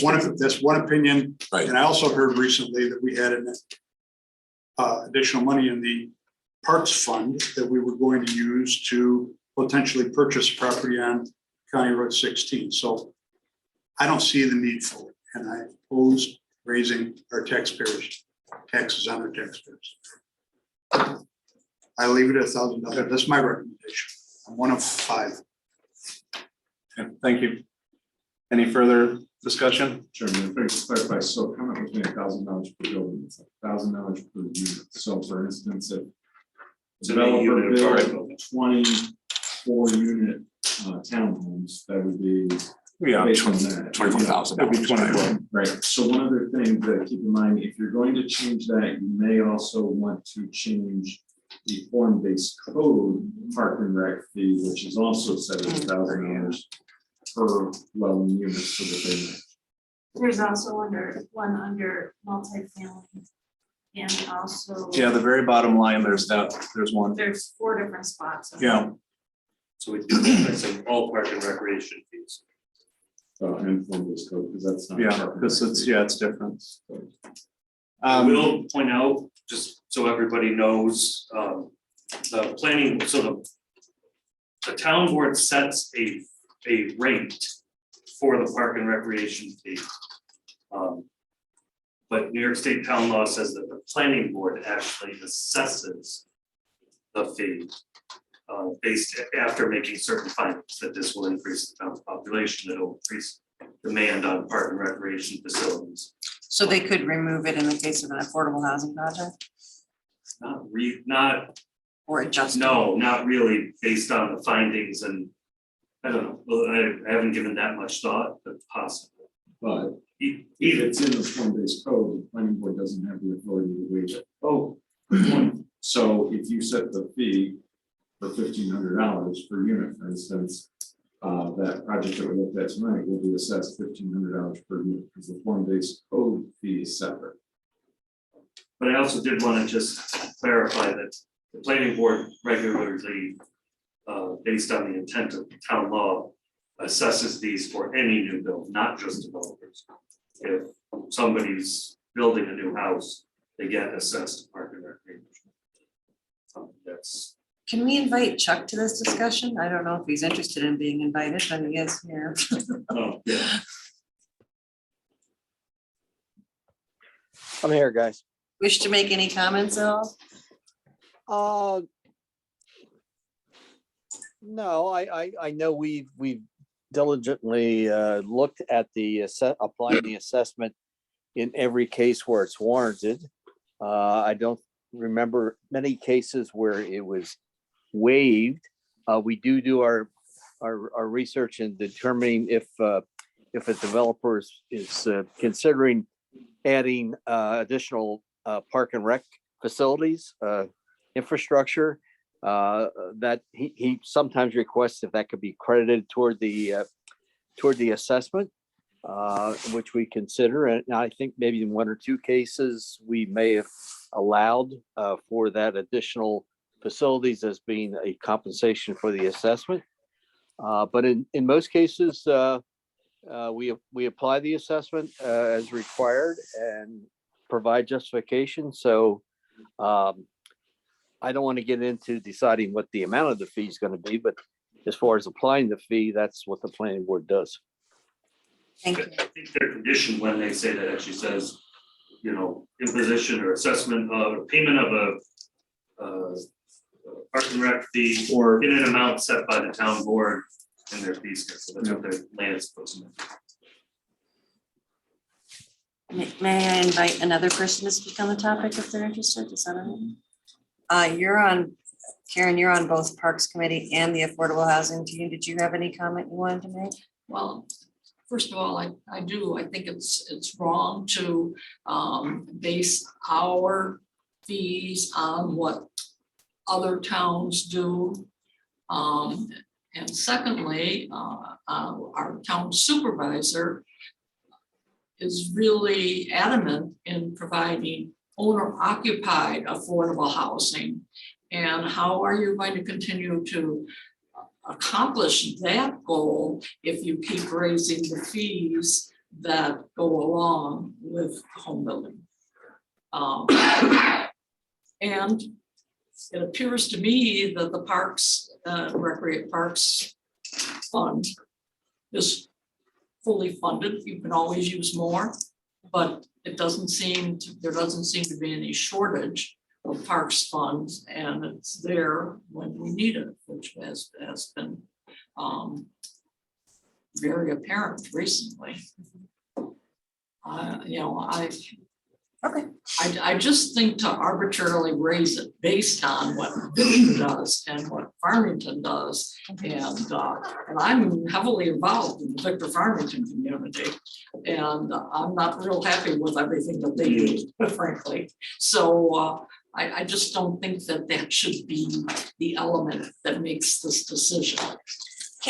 But I think one of the elements that needs to make the decision is we need enhancements to our parks. I know I'm also previously on the Parks and Rec Committee, and there's a major undertaking that is proposed for Onondaga that I don't think we would exhaust that entire fund if we did, even if we rolled it in over 5 or 10 years. It's more than exhausted. Right. And that's, I think that's one of the commitments I see as a town board member. We need to increase the enhancements for the people that live here. Now, some of that is unfortunately comes from development.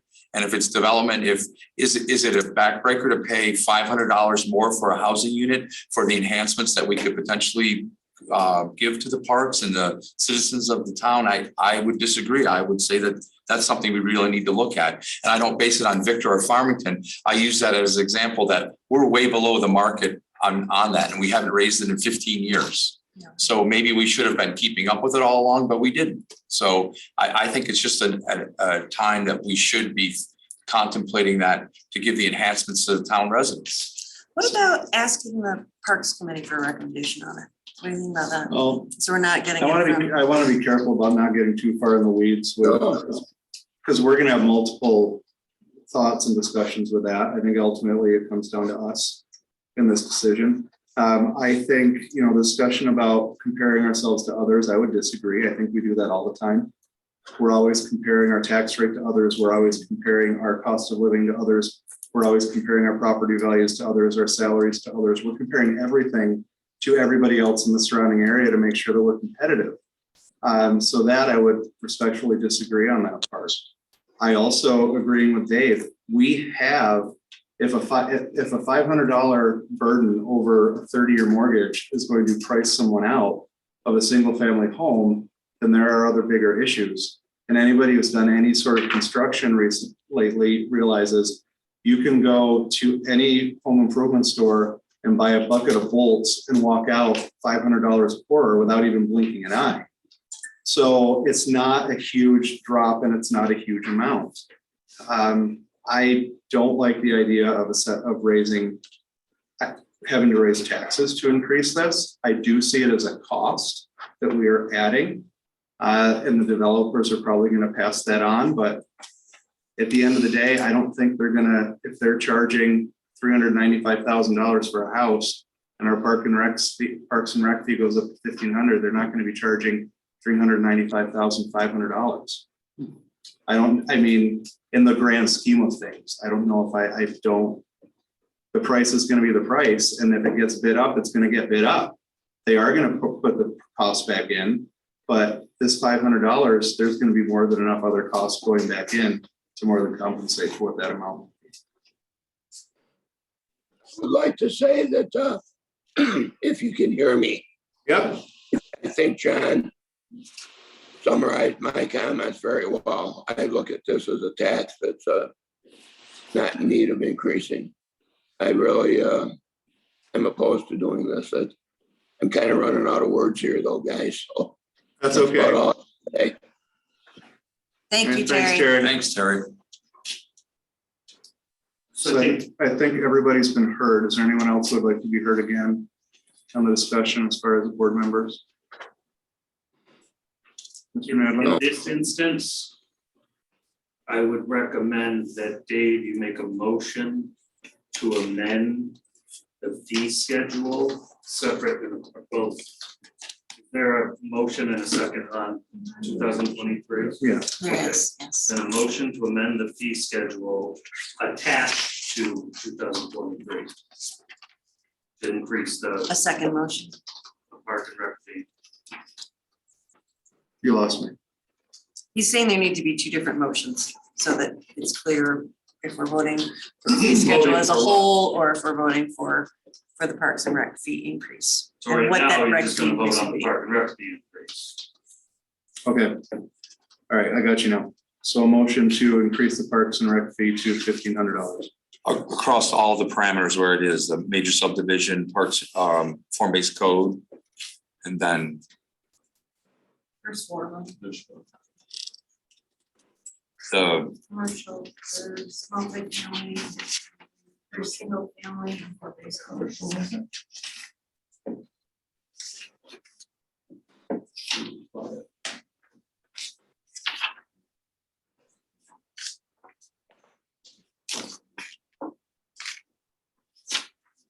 Okay, so you can say that motion now. So I just want to. What's that? Okay. I'm not sure I know the motion. Yeah, Say, so make I a just motion wanna- to- Okay, well, I just want to chime in one more time with this. I think with the gist of where the conversation is going, the concern of the fee, I guess my question again comes down to, if $1,500 is too much, then why isn't $1,000 too much? Then why isn't it zero? I'm not saying take it down to zero, but in my mind, that's where that logic goes. So again, 1,500 is too much, then why is anything not too much for this Parks and Rec fee?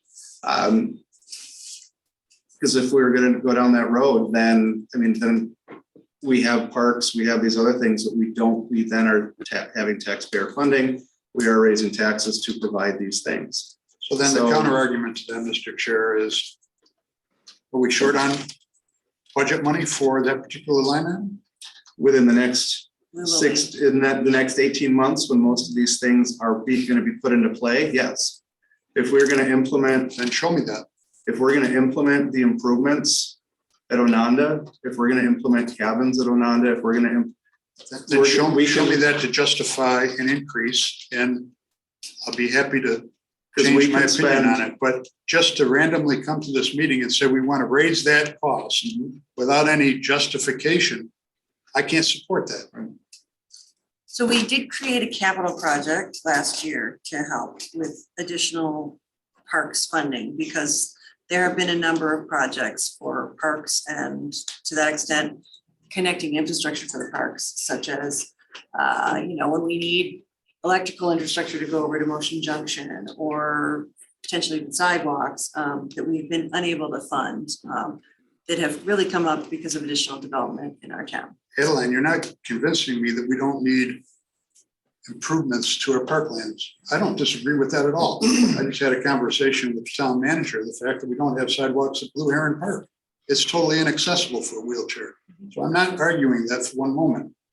My point is, show me where we need to increase taxes to fund that work.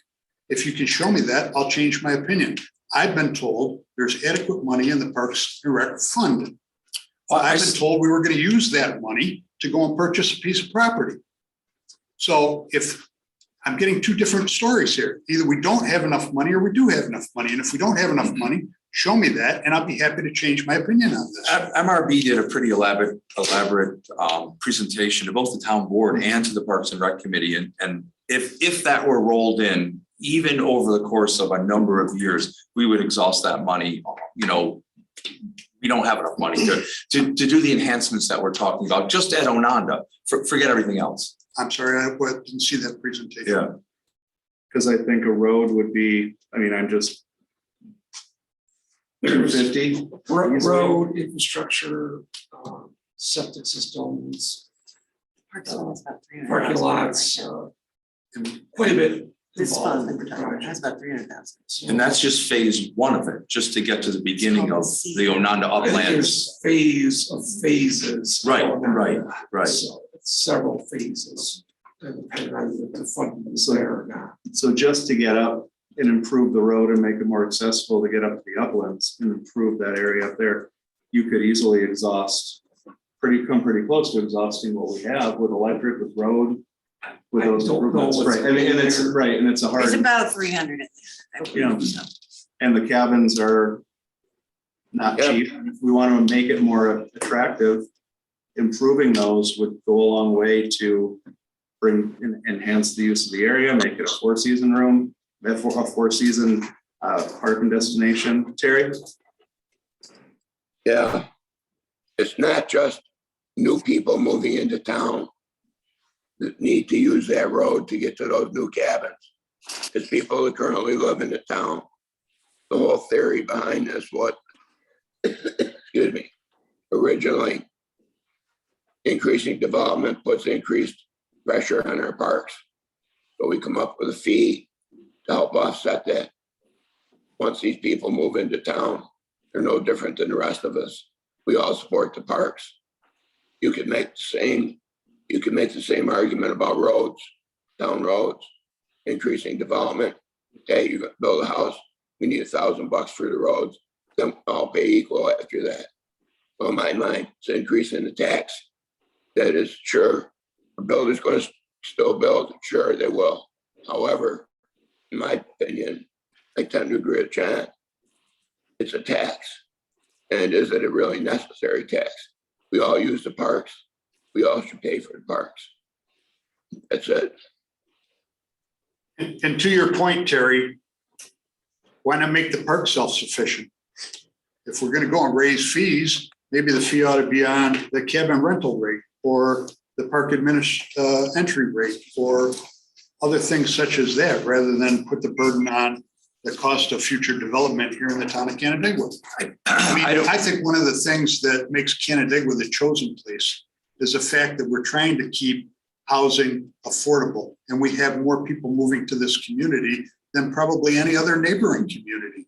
And the reason being is that we're spending taxpayers' money effectively and efficiently. And I'm sorry, we can debate this till the cows come home, until I see some data in black and white that says we don't have enough money to do some of the things we want to do in our parks and recreation budget. I can't support this. It's simple as that. Any other comments before we take it to a vote? All right, so, okay, was that a no, Terry? Yeah, that was a no, yeah. Okay. All right, so, sorry, I made you say too many words just to say that was Yeah, a no. So Dave was gonna put a motion on the table to, amend the fee schedule to increase the Parks and Recreation fee from $1,000 per unit to $1,500 per unit. And Adeline already seconded that. Adeline, you seconded it already? No, I didn't second it. I seconded the original fee schedule, so. Okay. it was not seconded. You want to second it? I'll second it. Okay, so we have a first and a second to amend the fee schedule from 1,000 to 1,500. All in favor? Aye. Aye. Opposed? Aye. Aye. Okay, nay. Nay. It's okay, we know what you meant. Yeah. All right, so the amendment to the fee schedule regarding Parks and Recreation carries. Now we already have a motion on the table to adopt the fee schedule for 2023 as constituted. With the with the. Right, we've already voted on the Parks and Rec, modifications. so that's already in there. So now 2023 adoption of the 2023 fee schedule. As It has modified. been moved and seconded. I'm assuming no further discussion. All in favor? Aye. Aye. Opposed? I'm not sure how to vote here. I'm not sure. I It's on the understand. rest of the. fee So you're voting on Trying to everything balance else. everything else. Balance everything else. It would be an amendment, so you'd still be voting. You voted for the 1,500, right? Okay, so now you're voting, you voted against the 1,500. But now it's up to you. So now what we're saying is this is a fee schedule that shows we have $1,500 Correct, per year correct. for Parks and Rec. So Correct. it's totally up to you. Nay. Okay. Terry? He's muted. I said I mean, it's already included, so. So you're not, The bulk of the fee schedule is fine. okay, all right, so that resolution carries as well. So is that 4-1? 4 to 1. 4-1. Correct. I would like to add again, and I know I lost my page. for the few people who are out here, one of the things that I do, and I've said this over again, I do appreciate the opinions that we have and the debate that we have on the board, and I think that's very healthy, with that, and I do appreciate and respect everybody's opinions that they share, 100%. Okay, so resolution number 24, establishing employee wage rates and payment. Missed this. Oh, I'm sorry. Apologies. Reading wrong. You need a motion? Yes. So moved. Second. Okay, moved and seconded. Any discussion? All in favor? Aye. Aye. Resolution 24 carries. Have you paying attention to this one? Yeah. Yeah. Debate on this. Resolution number 25, accepting the 284 agreement for the expenditure of 2023 highway monies. So moved. Second. Moved and seconded. Any discussion? Yes. Okay, go ahead, Mr. Casey. There's $1,651,633 more money than we spent last year.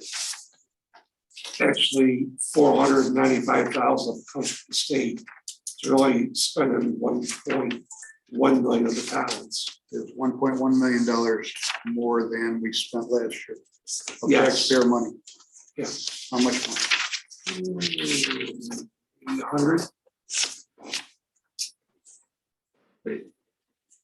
$100,000. more than last, so the 1.1 million balance Yeah. is roughly 100,000 more than last year. 1.5 last year.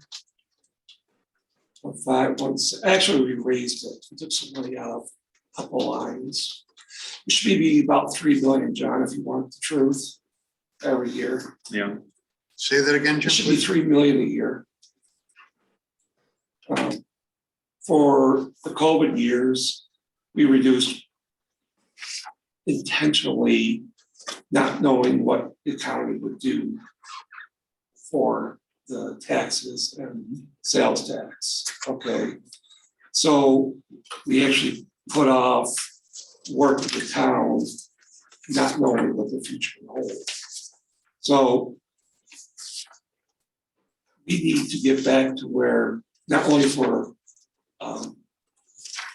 highway work, but for equipment. Both those lines were reduced to protect the town financially, which was the right thing to do. But we cannot fix what needs to be fixed now with our current budget yearly. And we continue to, I call it, kick the can down the road for actually resurfacing, replacing equipment and materials in our town. So if we could afford it, to have 3 billion a year, your tax rate might be $3 a thousand. So it's really raise, I think, $10,000 for every 1 cent we increase our tax rate per thousand. So 1 cent does not go very far for us in the town. And, you know, a truck I bought 2 years ago for $65,000 today costs me $88,000. So Most of this increase then you're seeing as inflationary costs. it's all inflationary costs. I blew through $230,000 in diesel this year. Usually budget 200. Our asphalt costs were, escalation cost was over 800. So we were paying somewhere around $90 a ton for asphalt. We don't get more money here. I just have to do less projects in the town. So we count what we got and we keep them going. And I save the money by doing it in-house as much as possible, like renting a paver. I'll rent a paver for 2 months on purpose. I can rent that for about $9,000 a month, but it costs me $12,000 a day if I hire a crew. We have the manpower and knowledge to do the work here. We'll use trucks from our communities to help us bring material to asphalt. In return, we'll return that to them also. There are different things that, not myself, but other highway superintendents try to help other communities and make the dollar go farther for all of us. So, you know, 1.6 billion, that's a fair amount of money. Come August, you'll see, you know, we'll probably have $1 billion abstract, with just me. So just for bills, okay? If somehow, some way, the state did give us an increase last year in our, it's all called CHIPS, but when I say CHIPS, John, it's Consolidated Highway Improvement, Extreme Weather Recovery, Pave New York, Bridge New York, Culvert New York. These are all different pots of money that the state offers us. There's only one that's guaranteed for 5 years. The rest of them, the governor has the option to pick and choose how much goes in those. So some years we might get an increase, which is this the first increase we had in 10 years. To help offset the cost, which comes from the fuel tax that we all pay at the gas station. Did I just hear you correct when you said that this is the first increase we've looked for in 10 years? Yeah. If I can just show on the screen to answer your question, John. So last year preparing the budget. Can't see that very well. You should see it from down here, John. That's helpful. So this is what Jim was talking about. So in 2019, the budget was adopted and this line was 1.5 million. And then what happened in 2020 due to COVID, the board, we adopted an austerity budget, essentially. We adopted a COVID-19 budget specifically, and so we reduced it in half to 800,000 from 1.5 the year before. Dropped the budget in April, I believe it was, of 20 to 800,000. And you can see, we started building that back up in 21. The budget was just under $1 million. And then in 22, the budget was 1.3 million. And then for 23, it's 1.6 million. So you're just now getting back to that same level of where the funding was in 2019.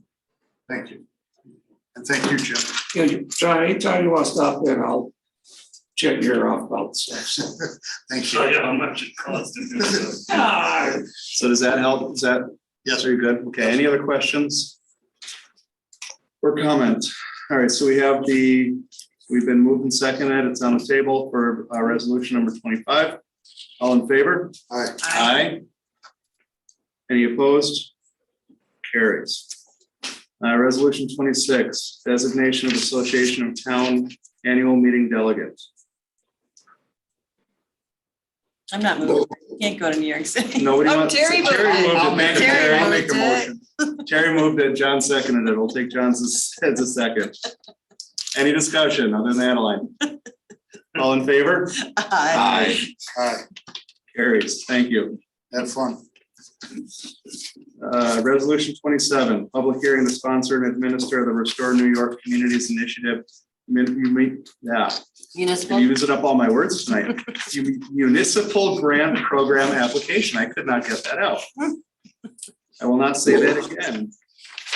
Terry moved it. Terry's ready to get out of here. We had a motion. Do we have a second? Yes. Moved and seconded. Any discussion? Okay, all in favor? Aye. Aye. Carries. Resolution number 28, accepting the hiking and biking trail easement related to 5600 Thomas Road and directing the town manager to sign the said easement. So moved. Second. Moved and seconded. Any discussion? All in favor? Aye. Aye. Opposed? Carries. Resolution 29, acceptance of stormwater control facilities maintenance agreement for Frontenac Holdings LLC. So move. Second. Second. Moved and seconded. Any discussion? All in favor? Aye. Any opposed? Carries. Okay, all right. Can I get a motion to approve the minutes from December 19th? So moved. I'll Second. abstain because I wasn't. Okay, so moved and seconded. Any discussion? All in favor? Aye. Carries. So 4 with 1 abstention. Payment of the bills. Can I make a Jane, oh. comment before you get into the Sure. payment of the bills?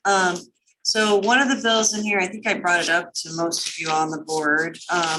There's an RG&E bill in here. You know what I'm talking about, Jim? For the new meters down on Westlake Road for $21,000. Yes, the booster station. So I just wanted to, the booster station. So I just wanted to bring it to the attention because it was a little bit of a mix up by RG&E there and Was my email with? yes, I it is. have, Is that if what you want to did? reference it, I've got the whole thing if you want, but What, long story short is, at the same time we were doing construction, the city of Canada was also doing construction on their tanks.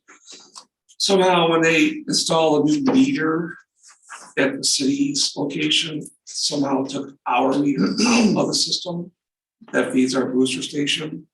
So I noticed it around October when I started at what's left of the budget lines, and I'm going, why do we have so much money still in like electrical costs?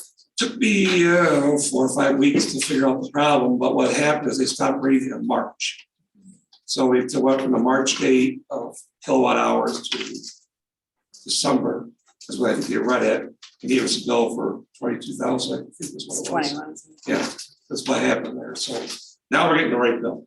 Yeah, so I just wanted to confirm that it was in line. I mean, I don't think there's anything previous that we could compare it to, but Yeah, I'm that's- concerned about our G&E because we know there've been a lot of billing issues everywhere. I just wanted to make sure that we've done everything we could to confirm that it appears to make sense anyway. At that It makes number. sense to me because when if we use West Street, the old pump station. Yeah, we use about 4,000 to 6,000 a month in electricity. Okay, So if you dip over the summer months, it was a dry summer, so we had additional pumping dollars. So to me, there was no other billing. You like, they just somehow switched the meters. And all we got was a $20 bill for a minimum charge. Yeah. That's what, when I started. right, your red flags, yeah. Red flag, like, that's not right. You anticipate that cost is correct, right? At the end of the Oh, day. I do. Yeah. That's, I just wanted to make sure. They're that- very comparable to where they should Yes. be. Yeah. Okay, Yeah. that's, Okay. thank you, I just wanted to bring that up. Just for the record, so Jessica, my office, that's just called our team and spoke with them, and actually the previous bills were averaging about $3,000 a month, and it was 7. Okay, So so we're it right in all line. made We're right on- sense, right on. perfect, It's, just not trusting our G&E, I just wanted to make sure. No, I understand what you're saying, So, Lyle. It's a good question to ask, but yeah, I felt confident with Good. the usage. All right, great, thank you for clarifying that. Okay, so that involves your comment on that? Yep. For the bills, okay. All right, Jean, you want to go through the bills, please? Can I have a motion first? Yeah, can we get a motion to approve, wait, we had the motion on the minutes, right? Yeah, we, Yeah. that's all good to go. Yep, we're good. Yeah, And you voted. but we didn't, so you haven't read through the bills yet, to have a motion to pay them or not? Correct. I need a motion To redraw, to, usually we do a motion, then I read them. No? No, you read them and you do them, I don't think it That's fine. matters, That's but okay. No, okay. You that's need to fine. read them? yeah, Now you yeah, guys just have read them them. just, accurate. Okay, whatever you guys are comfortable with.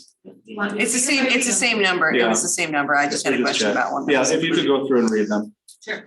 Utility abstract dated December 29th, 2022, totaling $24,158.53. General fund of $2,011, water districts of $22,147.53. Medical abstract dated January 3rd, 2023, totaling $77,404.53.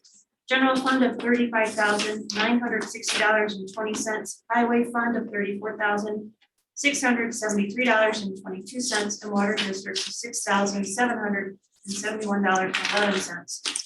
Town board abstract dated January 9th, 2023, totaling $217,746.17. General fund of $177,742.28. Highway fund of $33,693.31, and water districts of $6,310.58. All right, thank you very much. Can I get a motion to approve the bills? So moved. Second. Moved and seconded. Any discussion? All in favor? Aye. Any opposed? Okay, bills are paid. We do not have any other business at this time. We do have one more privilege of the floor. Is there anyone who would like to be heard? Yes. Karen? So I am confused. Is the CIC committee, are they not meeting anymore or what? So until our meeting on our January meeting, 28th. the or 28th. 28, So, whatever. I mean, the group, if decided, to continue to meet, but just not take any action. I mean, I would continue with like the presentation you have for housing. But we also Right. have, there's another team that is Yeah. active with that group, the conservation easement Yes. team. And they also meet that same day Yes. as affordable housing. So you can't take action, but you can still meet and discuss. And then we'll reconstitute after this next and then make everything official again until the end of 2023. And we really don't usually take action. Yeah, What we usually do is gather information Yeah. and we'll make a recommendation Correct. occasionally, very Correct. occasionally. yes. So that is something that you can still do. Okay, I mean, you won't be formally reorganized again, but then the goal is hopefully getting the procedure and the process going forward. That it's just like the town board committees, that they expired the 31st. And then those that are still in the process of finishing up goals will continue and will be reconstituted. Next time it would be redone at the organizational meeting. Assuming if we can get on it in December, we can set our goals as a town board for the following year. Because we will have some stability for the next couple of years on the board, hopefully. Okay. Okay, does that answer your question with that? I understand. Okay, clear as mud? Well, pretty much everything you say is clear as mud.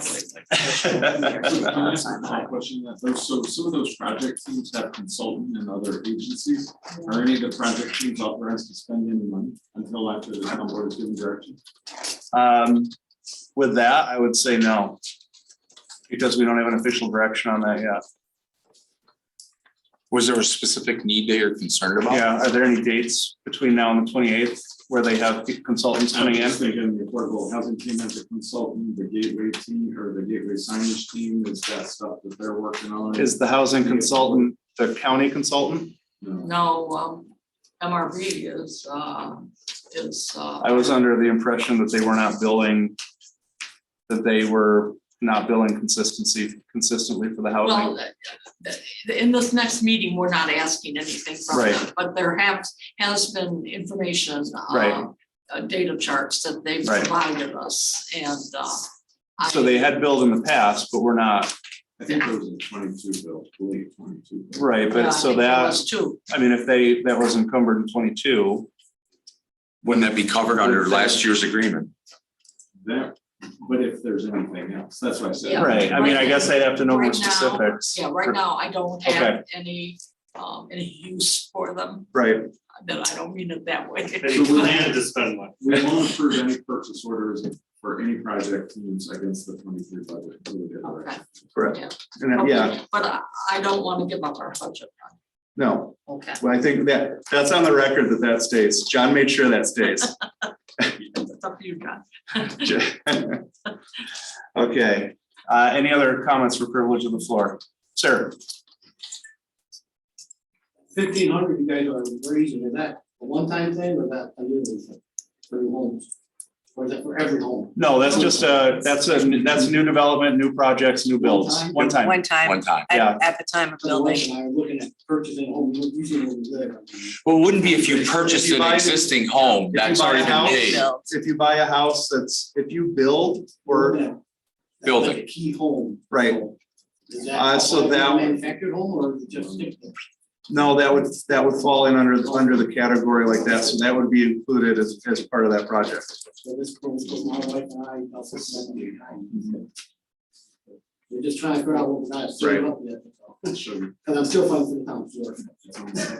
And it's once when Yeah, it's and it's a built. one-time. It's One not, time, it's right. not a yearly, it's Right. one time. More clear, but I Yeah. got up them just every year. No, it's not, no, It's it's, once. yeah, That's why I was concerned. about. Yeah.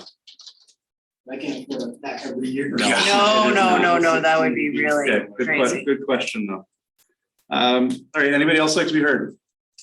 What about town floor? We're not gonna- What's that? Well, my town floor, we're not gonna, I'm gonna wait for that. Like yesterday. That's Farmington, that's, Well, I'm going to their meeting too, yeah. Yeah. I go to them both, so. it's gonna be an out of district user, 3 houses have to get together Yeah. and pay for the expenses. so that's still, I mean, Cause if I put a home there, that's gonna be a little bit of pending for that house. right. So, well, that's it. Still continued. That's been continuing for I know. the last couple of years. All right, any other comments? Anything from the members of the board? All right, we do have a request for executive session, a request by the town clerk to enter into executive session So moved. relating to the employment history of a particular individual, including the town clerk, the town manager, and town attorney. So moved. Second. Okay, moved and seconded, all in favor? Aye. Aye. So now we'll enter into executive session. Do we plan to have additional information after? Gene, do you expect request any action? No. George is up 7-0. Really? Just Yep. upset. I know, I want to. What did that? You know what? Oh my gosh, that's tight. That's like, yeah. George just Sorry, upset. 7:30. So you want the underdog? I could go for the I want underdog. TCU. I could go for the underdog. You're probably gonna have that. Okay, we've entered back into the regular meeting now. We have no action to take after the executive session. Can I get a motion to adjourn? Yes. Moved and second. I'll take one, John or Terry, as either of you as a first or second. All in favor? Aye. Aye. Thank you. Meeting's adjourned. Thank you.